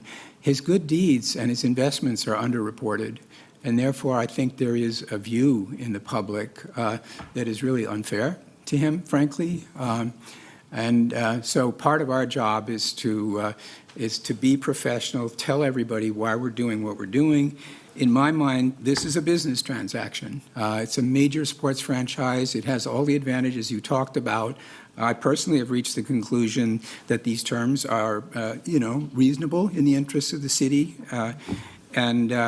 but we want to be able to proceed. The one issue I think you know about that I've brought up before, and I think others, is we've heard a lot about a schedule of investments and things that are going to happen at the stadium in the 4 years and then beyond. And we saw an estimate of the team's investment going out beyond the 4 years. I think it would be helpful to us to have more detail about what's going to happen when and what the obligations and commitments are around that. So I'm hoping we will get more information, more detail about the investment schedule and what we can actually just bank on and point to as being a commitment of the team. And I look forward to working this out and getting it done. I think it's really exciting. It would frankly be just a tragedy if we weren't able to achieve all of the things that we've been hearing about. But we have to do so with full awareness of what I described, our issue facing the public and some of the perceptions, and deliver on the promise of this transaction. And make sure that we are able to deliver on that promise. So really, I think just quickly, a question, Caroline, is how much detail have you already developed in terms of what's going to happen and when? And what kind of numbers have you been able to put around that? Because we've seen a couple of slides. So I assume that behind that, you have actually got a highly detailed or a kind of a work plan and what you expect to see happening. And so really my question is there any way we can get a better look at that and build a little more confidence around it? Yeah, for sure. Thank you for the question. We've taken the opportunity to look at that study about the building and what it needs investment in, and that was the starting point. So core infrastructure, what does that look like? We've then mapped that out to a dollar value across, and you've seen some of that in terms of the estimate on the city bucket. In terms of what that work is and when it will happen. I think we will work through that, and it may be over time adjusting based on the schedule. So I think Tracy brought it up the last meeting, scoreboards as an example, they have a significant order of magnitude. We will need to work with each league to determine the game schedules to then say, well, we can fit this particular scoreboard in this time frame and another one in another time frame. So we certainly have the logic behind looking at some of the schedules, and then certainly the investment is based on an understanding of fit and finish and how we would roll out the project based on our review here. And certainly the part of the engagement with the city will be what each project is, and then the time frame and mapping out whether it's in year 1, year 2, or which year it will fall in, with some of those mapping across every year because they'll be done in a rotation across the entire time. Well, thank you for that. And I just want to say in closing that because of my daughter, my final vote on this could depend on when Taylor Swift comes to Charlotte. Mr. Bakari. Thank you. I have 2 items I want to mention here today that I think are really important to understand. I've gotten a chance to get to know Dave and Nicole Tepper, as well as many of the great people on the TSE team, and I've seen in action some great folks who care about the teams, the community, and our philanthropic needs. Additionally, I've gotten to see how Dave Tepper loves to bust people's chops. He loves it. He does it to me every time I see him. I can tell it's one of his absolute favorite things to do.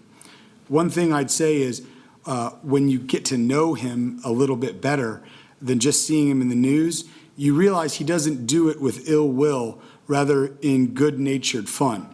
And I'll tell you, that is not everybody's cup of tea, as we've seen. But I'll also tell you another thing. I live for this stuff. So when I thought of the opportunity to wear an Eagles hat to this meeting, all I saw was a 400-level opportunity to troll Dave back. So beat that, Dave. Here's the other thing that's been on my mind for over a decade now, and every time I get a chance to get on a soapbox for this, I get fired up to my core. If you've ever heard me get going on this topic, you know how important it is to me, and today seemed like a good opportunity to say it out loud real quick. Charlotte is swarmed with transplants. That's a great thing for many reasons, except when they come, settle down here, and continue to herd into Bills bars on game day or wear Redskins jerseys, making our stadium look like away games more times than any other top franchise would allow. I get it, though. I lived in a place that wasn't really close to a pro franchise, so after being a Cowboys fan as a kid, I don't want to believe I said that out loud, I'm sorry, I then found the Eagles, and it was an amazing stretch to be a fan. As a die-hard NFL fan, I loved the Eagles since I was 19 years old. Then we moved to Charlotte in 2003, and I brought my love for the Eagles with me. After over 10 years, I started to ask myself a question: should I be a Panthers fan? This was not an easy decision. It may seem stupid to someone who isn't a rabid football fan, but telling your family, friends, and most importantly, your fantasy football league that you are changing where your loyalty belongs, let's just say it's an intimidating prospect to even consider, let alone saying out loud. So I finally decided to switch my local team. I went through the pain and heckling from buddies, the calls of fair weather fan or traitor. I got through it. And guess what? I still love watching the Eagles when they play. But I'm a Panthers fan now. It's coming, my man. You just wait 1 second. Here's my last point. We are on the precipice of becoming a truly great sports city. We've come a long way. We still experience more than our fair share of pain, but we are almost there. And the more time that passes, the closer we get to all these transplants to Charlotte that have kids that were born and raised here, that includes me, the closer we get to a rabid fan base that will make games amazing to attend, and it will be unique to the Queen City. But guess what? We don't have to wait until the next generation takes over. We can fast forward that time frame. Here's how. Transplants just like me decide they will make a change. If your children were born or raised here, or if you have no plans to leave this great town, but you still rep an out-of-town pro team, this message might be for you. I changed my hat 10 years ago, and I'm changing my hat again today to make the point for everyone to hear. I call on everyone else in Charlotte to change hats too. Tepper Sports and Entertainment is committed to this city for 6 years now, and now our city is contemplating committing further to them. Regardless of how the outcome works out in this conversation we're in, and to be honest, I haven't decided how I'm voting yet, but that's not the point of this message. Today, I'm calling on this entire city to change hats like I did, commit to our local teams, and become the final puzzle piece to making Charlotte a top-tier sports city. It's time for us to claim ownership of our house. So starting next season, let's go ahead and make this our house. And share a post when you make the final tough decision to go local and include the hashtag change your hat to help someone else join the movement. Thank you. Mayor Pro Tem. Appreciate your time, buddy. Thank you, Mr. Chair. First, I just want to say it's been a great honor to work on this deal with the chair and the vice chair of this committee to put something in front of council that we feel is in a very good state, but also malleable for the council. So it's been great working with you all over the last several months in doing so, and of course with Tracy. Mr. Bakari just talked about his NFL team, and I've always said I was a Steelers fan, right, growing up, because we did not have a team here in Charlotte. And so it looks very different for kids growing up now, to many of the panel that spoke earlier about the impact in the community. So I feel really good about where we're at, and I also feel really good, Carolina, around the community benefits piece that you have continued to work with Tracy on and some of the council members on as well, because it really is the stadium is a galvanizing force for the city of Charlotte and really and truly for the region. And so it's important for it to be here. It's important for it to be a destinational asset, and it's important that the community feels the benefits from it. I did want to point out that, Christy, you mentioned that the tax dollars from the tourism funds, that the hospitality funds are not new taxes on the citizens of Charlotte, and I think that's really important to echo as we communicate with the broader community, that they won't be hitting the pocket for the investment in the stadium, but rather that there will be benefits for everything that we're investing in overall. And Mr. Cockrell made a comment about, well, if there could be a Super Bowl in Jacksonville, right? And I'd point out about the Jacksonville deal for their stadium, it was overall a more expensive deal.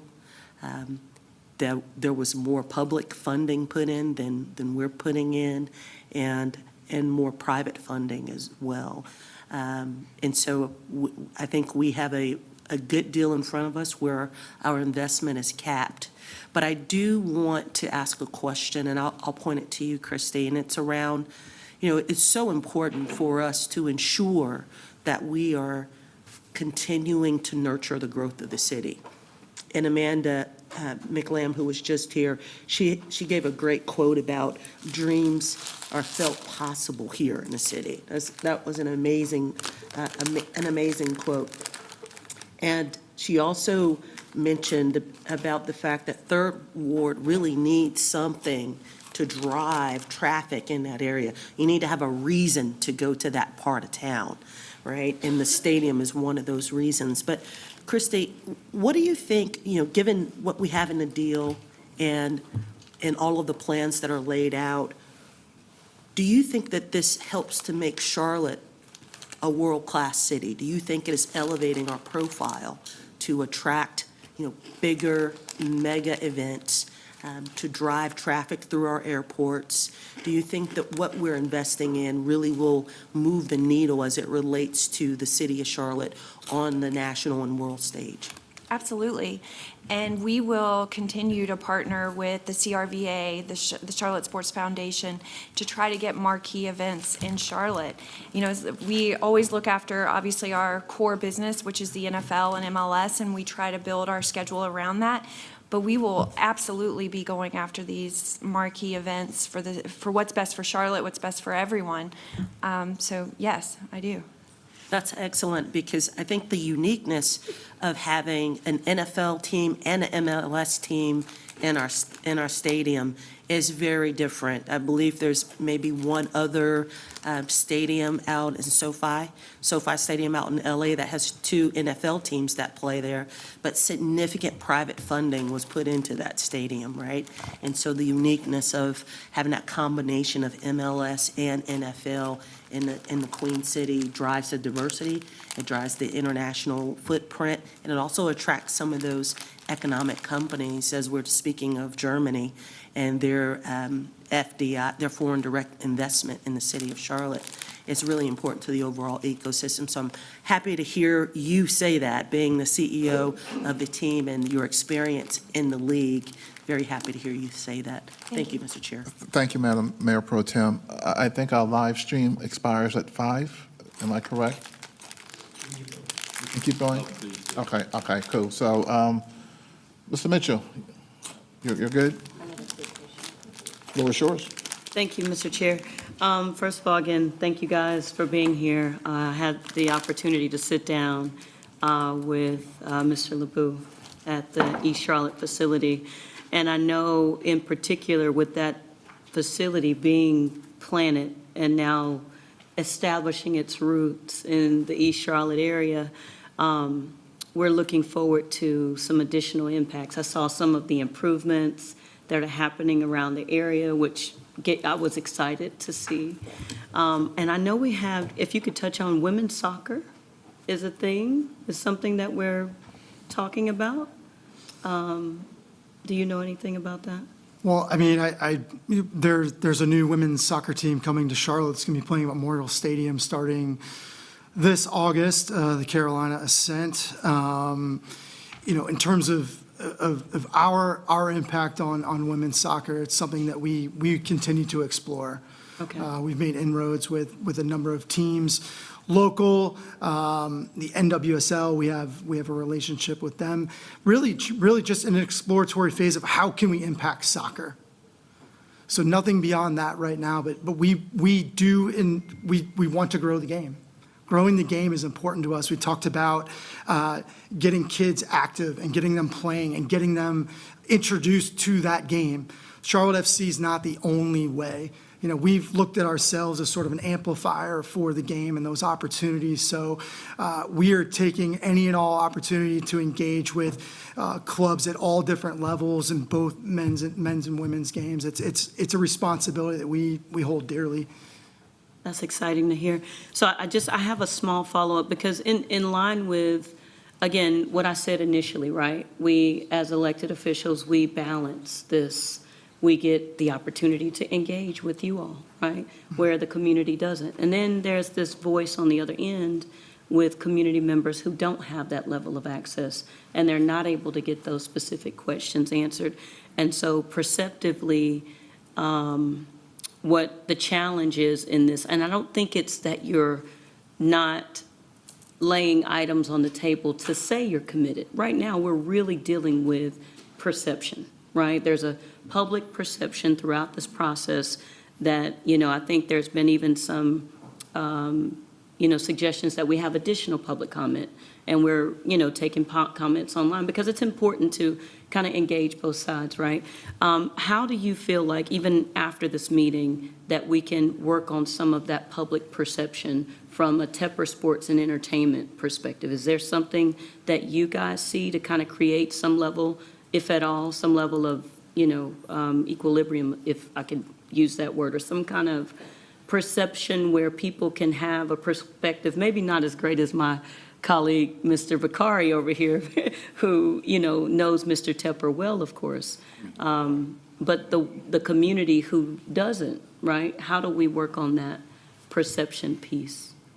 Well, we appreciate everyone in this room. I think most people in here, a lot of you in here are probably PSL owners. You've gone to a concert, you've been to a soccer match, you've somehow engaged in Bank of America Stadium, and we appreciate that very much.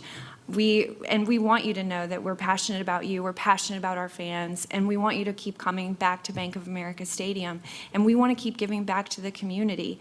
And really, the best we can do is to keep giving and showing our commitment. We've been here for nearly 30 years, and we're proud to say that Charlotte is our home. Okay. Madam Mayor, do you want to chime in with a question or some brief comments? Unmute. Thank you very much. This has been an important time for us to have this discussion, and we'll continue it, having the discussion with more opportunities for people to understand and to express how they feel. I hear very much the real commitment by the team, the real commitment by this council to determine how we best do this work versus not doing the work. I hope that's what I have heard from people. It's just, how do we make sure that we have an understanding in the community of what we do, why we do it, and as well, the understanding of how we finance and how do we protect that financial commitment that we're making. And it's been a really great conversation, and I look forward to tomorrow when we have even more of it. Thank you. Thank you, Madam Mayor. Ms. Ashmere, do you have a quick question? Because we really have one other panel to go, which is the supplier diversity panel. So you have a quick question. Thank you, Mr. Chairman. I do not have a quick question. I do have some questions.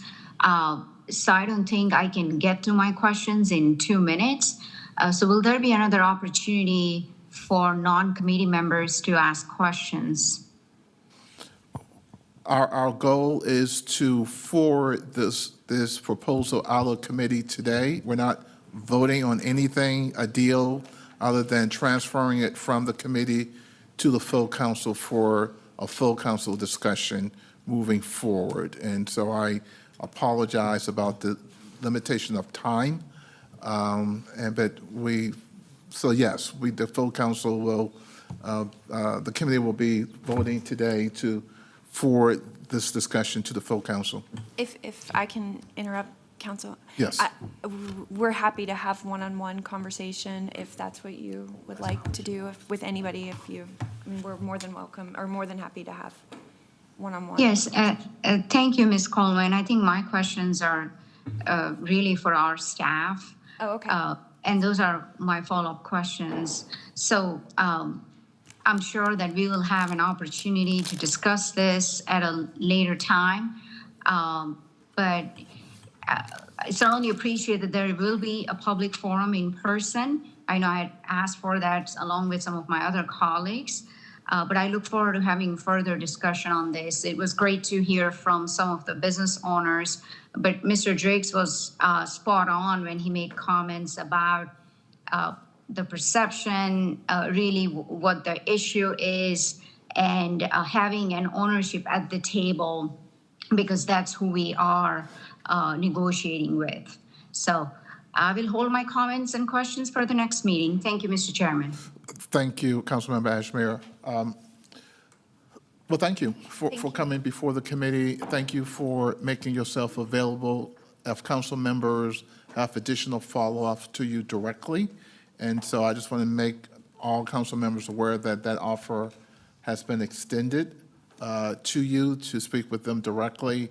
Again, at the end of this meeting, the goal is just to vote it out of the committee. Again, we're not voting on any deal points at all, other than just forwarding it to the committee, to the council for a full council discussion where everybody questions can be heard and answered and those type of things. So thank you very much. As we transfer to our next panel, Ms. Dotson, you can tee it up. Thank you. Great.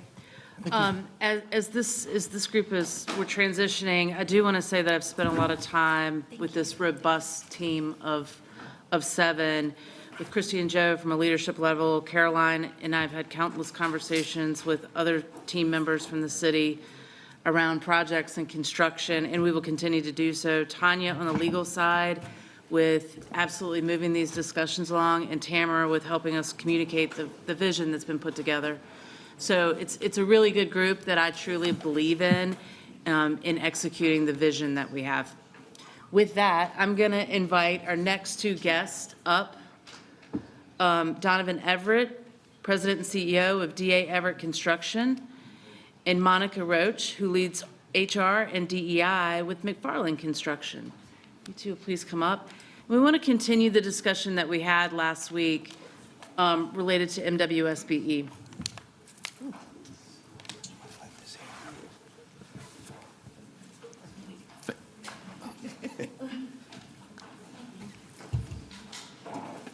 So Tracy, we can just wait until the crowd disperses. And We'll wait to have a quorum again.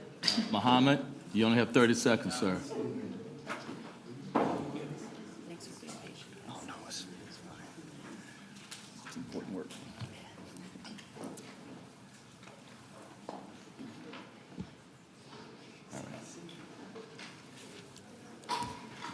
Go right ahead, Tracy. All right, so we started this discussion last week, having Lori Spratley from Leaper Construction as well as Pat Rogers from Rogers Builders and wanted to make sure, because Carolyn had mentioned that she'd had interaction with both of you guys as well, that we give you the opportunity to really add some more context to the conversation. I want to start with the first question and then give it back to the committee, and then also invite Danielle and Stephen Coker to come in and offer some questions and insights as well. So first question, you both have led multiple projects with public investment that have had MWSB participation goals. Can you share a little bit about the experience in this area? Specifically strategies that you found successful in increasing participation? Before she starts, let me make sure we apologize. This is not Jean Harris. This is Monica Roach. So thank you, Tracy. Thank Go you, ahead, Monica. Sure, and thanks for everyone sticking around and patience for today. So McFarland's Constructions, I would say our experience in this area has been outreach, networking, and building relationships. So one thing that we want to make sure as we're building these relationships to ensure that they're solid is that we want to make sure that we have fairness and the trust. So with that, some of the strategies that we have found to be successful with that is partnering with those same connections and those partnerships and making sure that we're doing matchmaking to increase the participation. So that's what we've done.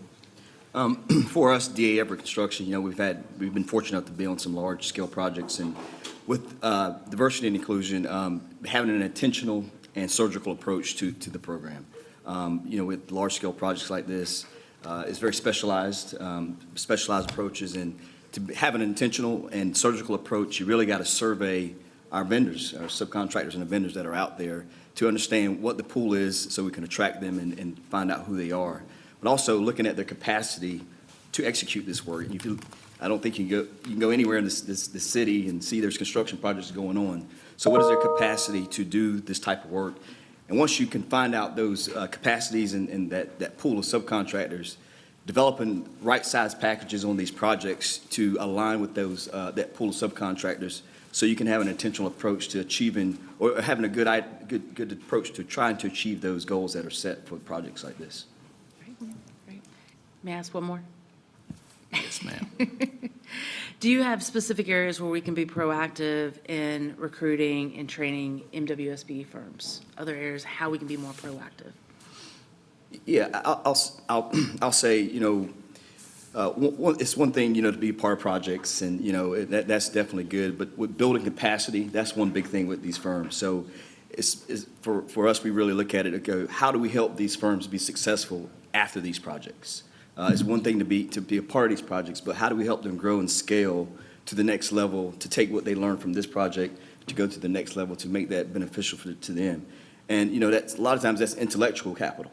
And getting them exposure to things that help them grow their businesses, like banking relationships, bonding relationships, to help them understand how to utilize those tools and methods to grow their businesses, but also if there's partnership opportunities to learn different tools and different ways to help their businesses scale and grow and get systems in place to allow them to go after bigger projects or bigger opportunities in future opportunities. Yeah. I would like to just add, I think where is a big factor, I think how we build matters, and I think that's where it comes into play for us. A lot with the core values, like where our core values is commitment, community, and collaboration. And so for that, it helps establish us to be able to be proactive and have that action plan from the design to the build, and also have an action plan from the owner to the contractor. So, committee, I will start off, I have a question for each one of them. I'm going to play to your all's strength. So Donovan, this question for you. You're on a big project for us now for Spectrum Arena. We're excited about it. Can you just talk about that experience, how you have engaged MWB to participate on the Spectrum project? Yeah. Kind of goes back to what I was saying starting off is, one, attracting and making minority and small women-owned businesses aware of the project and letting them know what opportunities that are there for them to be a part of it. And then getting them the right information, helping them along in the process to understand how they can compete, how they can be a part of it, and making sure they have the right information to be successful when they go after those jobs. And then again, it also comes back to right sizing the packages to the specific those specific roles. You know, looking at where are those MWB players and making sure that we're lining those bid packages around that, not just creating a one size that fits all, because that doesn't work. You heard Caroline talk earlier about, you know, MEP and things like that. There are not a lot of women and minority-owned businesses there, so let's focus on those big target areas where we can get those percentages and focus it there and align those with the subcontractors that are out there that fit those scopes of work. And so Spectrum, we kind of did that approach, and it's, you know, proven to be successful with that. And I think on any project, you got to make sure it fits that project that you're going after. Just a follow-up. So what's the goal for Spectrum, minority? 1614. 1614? Yeah, 1614. Yeah, I had that backwards, but 1614 for MWB and woman-owned. So thank you, Don. Monica McFarland just entered a workforce development pilot program. Workforce development is very important as we're talking about doing that here on this project. Can you share or talk about your experience, or how did y'all come about doing the workforce development program? Sure. So we have incorporated a workforce development program for some high school students. And so we've implemented a high school internship program, and it's a paid internship program. So with that, we're giving them several different tools, resume building. They're actually able to get out active on a job site, not necessarily hands-on, but they are able to see the steps from start to finish of the projects. We are also able to bring in different counterparts to come in and speak to these students about lessons that they'll learn throughout the construction industry. One of the biggest things that we try to educate is to get more women into construction. So when we interview these students, you know, we kind of, you know, try to teach them the back end and let them know that you guys can have a place just as much as anyone else. And so we just give them that platform and the opportunity to see it from a different perspective. I'm going over to the committee. Mr. Driggs. Thank you, Mr. Chair. It's a very large project. It's over $1 billion, and we have a very ambitious goal in terms. So do you see any possibility of just constraints on the capacity of our minority business sector to fulfill that share? I mean, you're looking at $250 million over a few years, or some steps that I guess some of it won't be eligible for the percentage application. In any case, a very large mandate. And is there any possibility that we run up against insufficient resources in that community to stay on the timeline? I believe so. I think, you know, this is definitely a huge project. It's no easy task. But when you think about the bigger picture, can it be doable? Yes, it can, with the right resources and the right support.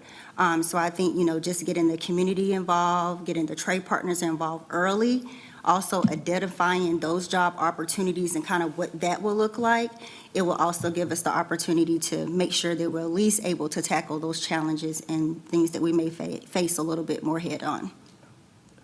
yeah, and I'll just add that, you know, Caroline mentioned it, you know, we are dealing in a public bid scenario. So, you know, we can have the goals and all those. At the end of the day, they still have to be successful and the apparent low bidder. So, you know, we have that aspect of on bid day, what happens on bid day when we open those bids. So that's another factor that we have to, you know, really look at when it comes down to it. So, thank you.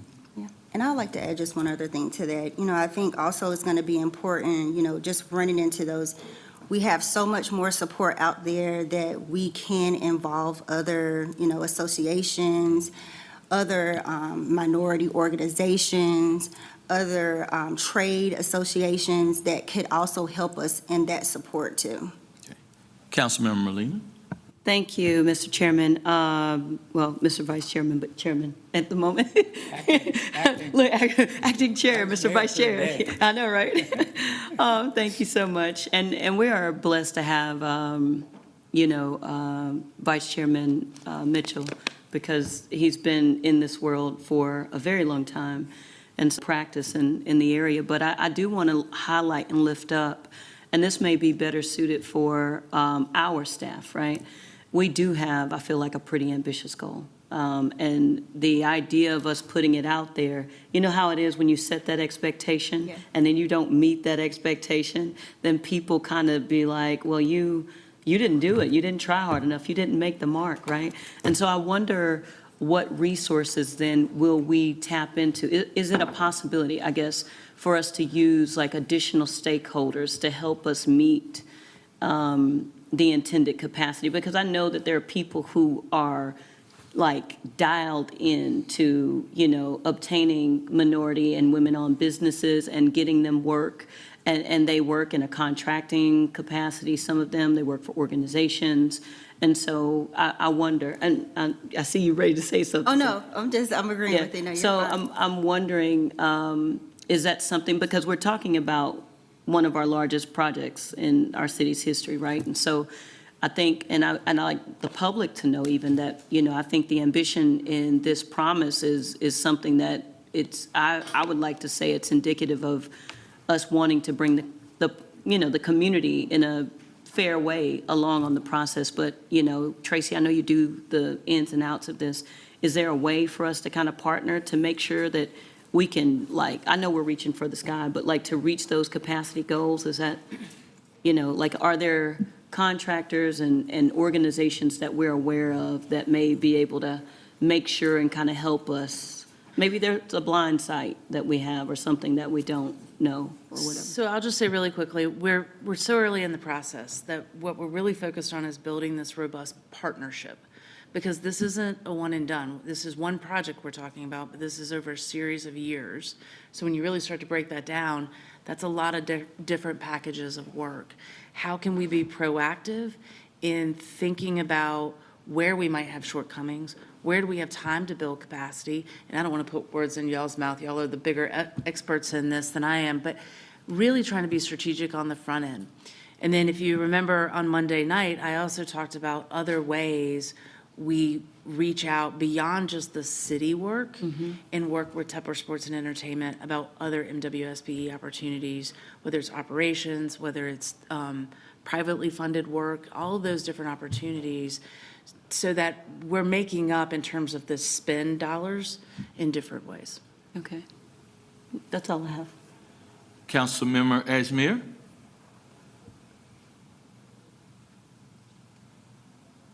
Mr. Mitchell, thank you so much. It's great to hear from entrepreneurs here. I don't have any specific questions for panel members. I wanted to see what kind of engagement we were having to reach out to immigrant, refugee-owned businesses, as well as Latin American Chamber of Commerce and Asian Chamber of Commerce. So I'll answer that really quickly, Councilmember Ajmer. When we first rolled this out last week on the 3rd, we did talk about having a strategy and developing a strategy with Tepper Sports and Entertainment on other unrepresented small business segments. And so we referenced the Latin American Chamber, I think, the LGBTQ Chamber, as well as groups that we wanted to engage to make sure that the overall community had access to opportunities that might be available. Mayor Pro Tem. So, Mr. Chair. I'm sorry, Dimple. I'm sorry. Go right ahead.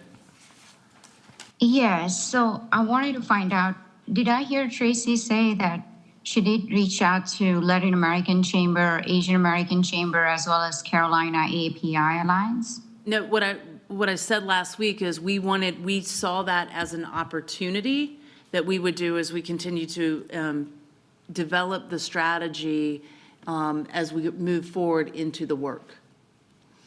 Okay. And also, if you could also include Hispanic Contractors Association in there, in that outreach. Thank you so much.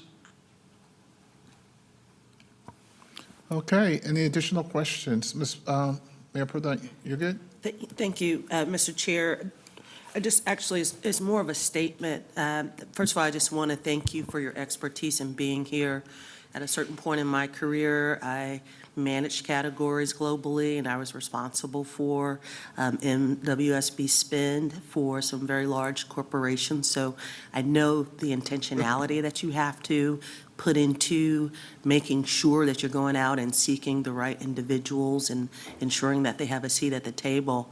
But specifically, what I just wanted to say, Mr. Chair, is, this spend that we're having on this particular project is 15%. The target is 15% for minority businesses and then 12 for small SBEs. And that's on the entire spend of $1.2 billion. So I just wanted to underscore that these are material numbers, $150 million that's targeted toward the minority business, small business owners, $120 million for small business owners. Those are material dollars that can change lives, that can change and shift generational wealth for individuals and families. And so I appreciate the work that Mr. Coker's putting in and that your expertise that you're bringing in the table to help ensure we're doing everything we can to actually hit this target. So it's just more of a statement. Thank you, Mr. Chair. Thank you, Madam Mayor Pro Tem. Thank you, Councilmember Mitchell, for driving the ship for me for a while. And thank you to the panelists for being here today. I didn't know you did supplier diversity. I did it too for about 12 years, which is interesting work, right? Councilmember Mitchell, last question. Thank you, Mr. Chairman. Last question. We're having a conversation even about how to remove barriers for our trade partners, and Councilmember Driggs brought up a good point. We're talking about trade partners, how we can make them successful. Can both of you just give your impression that the importance of quick pay as you have trade partners and you're talking about a large project? So can you, both of you all speak to the importance of quick pay? Yeah, as a small business and business owner myself, cash is key.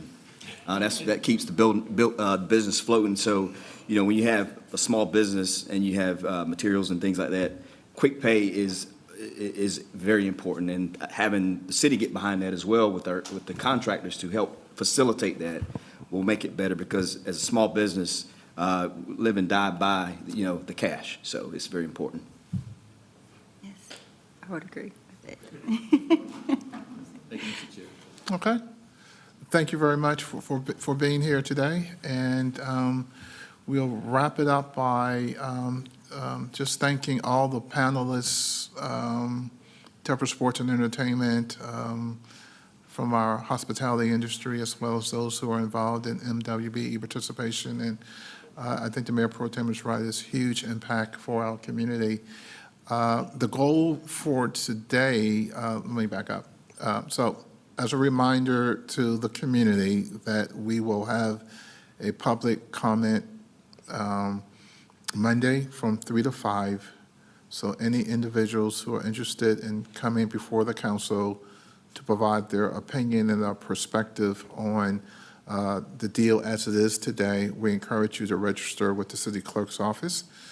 We also encourage you to go to the website and provide any comments that you have, which is charlottenc.gov/stadium for public comment.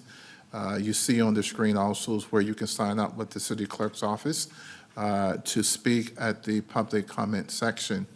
Also, let me, to our council members, if there's any questions specifically for Tepper Sports and Entertainment, I spoke with them outside. They are more than willing to meet with members one-on-one to answer any specific questions. In addition, if there are specific questions for staff, I encourage you to get those questions in now. You do not have to wait for a council meeting or a committee meeting. So I really encourage all our colleagues, if there's any questions, staff stands ready to answer those questions now. Ms. Dotson, I think you have a comment. No, I was going to say, and I think I said it on Monday night, we are gathering everybody's questions. We're making sure that you will have a thorough package on Thursday of making sure that you're seeing the answers to your questions, even if we have one-on-one talked about them or they've been addressed from the podium, as well as we will do walkthroughs next week with everybody on the term sheet. Okay. And I just also wanted to, correct me if I'm wrong, Tracy, but now we are getting the comment section from the website to every council member, and there's a dump every morning. That's correct. Are we doing it every day? I don't think there's enough volume for every day, but we did yesterday. I'll do it again tomorrow. Okay. So we'll make sure that it's a constant flow. I want to make sure it's useful and not just. Okay, so just want to make sure that council members are getting those comments so they can review them for themselves and make their own determination there. And lastly, we aren't voting on a deal, so I'm not asking anyone to vote on a deal. What I would like to do is get a vote to move the discussion of the Bank of America Stadium Improvement Project from committee to the full council. So moved, Mr. Chair. Second. Okay, and again, this gives everybody an opportunity to hear the same information, ask questions. I know Councilmember Ashmere, Councilmember Wallington, even the Mayor Pro Tem had some questions that we just didn't get to because of time. And so by forwarding it to the full council, we can make sure that everyone is hearing the same information at the same time and feel that they have access to whoever the speakers are between now and the day of the vote, which is still scheduled for June 24th. And that's why it's really important, if you have questions of Tepper Sports, to take advantage of those opportunities. And if you have questions of staff, to really begin to, don't wait until next Monday night. I think they would appreciate those questions immediately, so we can be responsive to you and get those questions asked and answered so you can feel comfortable moving forward. Ms. Malia. Oh, no, I'm good, Mr. Chairman. So one question I'll ask for you, Tracy, is the term sheet. I mean, where? So that's what I said. We will review the term sheet with you all, probably one-on-one small groups next week. It's not that we're withholding the term sheet. It's just that we really have been working with Tepper Sports and Entertainment on the bigger, broader items, but then also hearing what your questions are, so that when we translate the term sheet into the council action, we make sure that all the things that you want to see are reflected in there. Okay, I think that's going to be really important. I think Councilmember Mitchell, Councilmember Driggs, I think everyone is kind of anxiously awaiting that. I think that's going to be really important if we're going to vote on the 24th. Yes. And so the sooner we can get that in front of the council, and the better. And obviously, I know this thing changes daily, and so I acknowledge that. I also acknowledge that Tepper Sports are still accepting ideas for community benefits. I mean, so I don't think that window is closed as of yet either. And so again, you know, I'm just looking at the schedule, and so I don't want people to say that we're being rushed. But at the same time, I think, you know, as a organization, we've been working for well over a year and a half. So it's not like the last 3 weeks. It's been almost a year and a half worth of work, and that's finally coming to hopefully a conclusion one way or the other, not predicting the outcome. Ms. Dotson. I was just going to say, as it relates to the community benefits, please, if you have ideas, if you have thoughts, get those to us, as some of you have along the way, so that we can start to work with Tepper Sports and Entertainment to vet those, to see if that's something that we can put in the term sheet, to see how we want to address it. So we're not at the night of the 24th and I'm saying we can do this or we can't do this, things like that, that I have time to get back to you. Yeah, I agree. And again, I mean, this is a priority for the council in terms of issues that we're dealing with. And so I hope it's top of mind in terms of really being proactive, in terms of calling Tracy, calling the manager, calling me or Mr. Mitchell for any clarifications, getting questions asked and answered to your satisfaction. And so I just, again, encourage my colleagues to really, kind of get in the building and on the phone and really ask the questions that you believe that you need answers to, so that we could be forthcoming and transparent and timely in the response. So I think there's a motion on the floor, properly moved in second. All those in favor to forward the Bank of America State Improvement Project to full council for consideration, say aye. Aye. Those opposed? Ayes have it. Any parting comments, thoughts, considerations? I think we're done. Meeting adjourned. Thank you.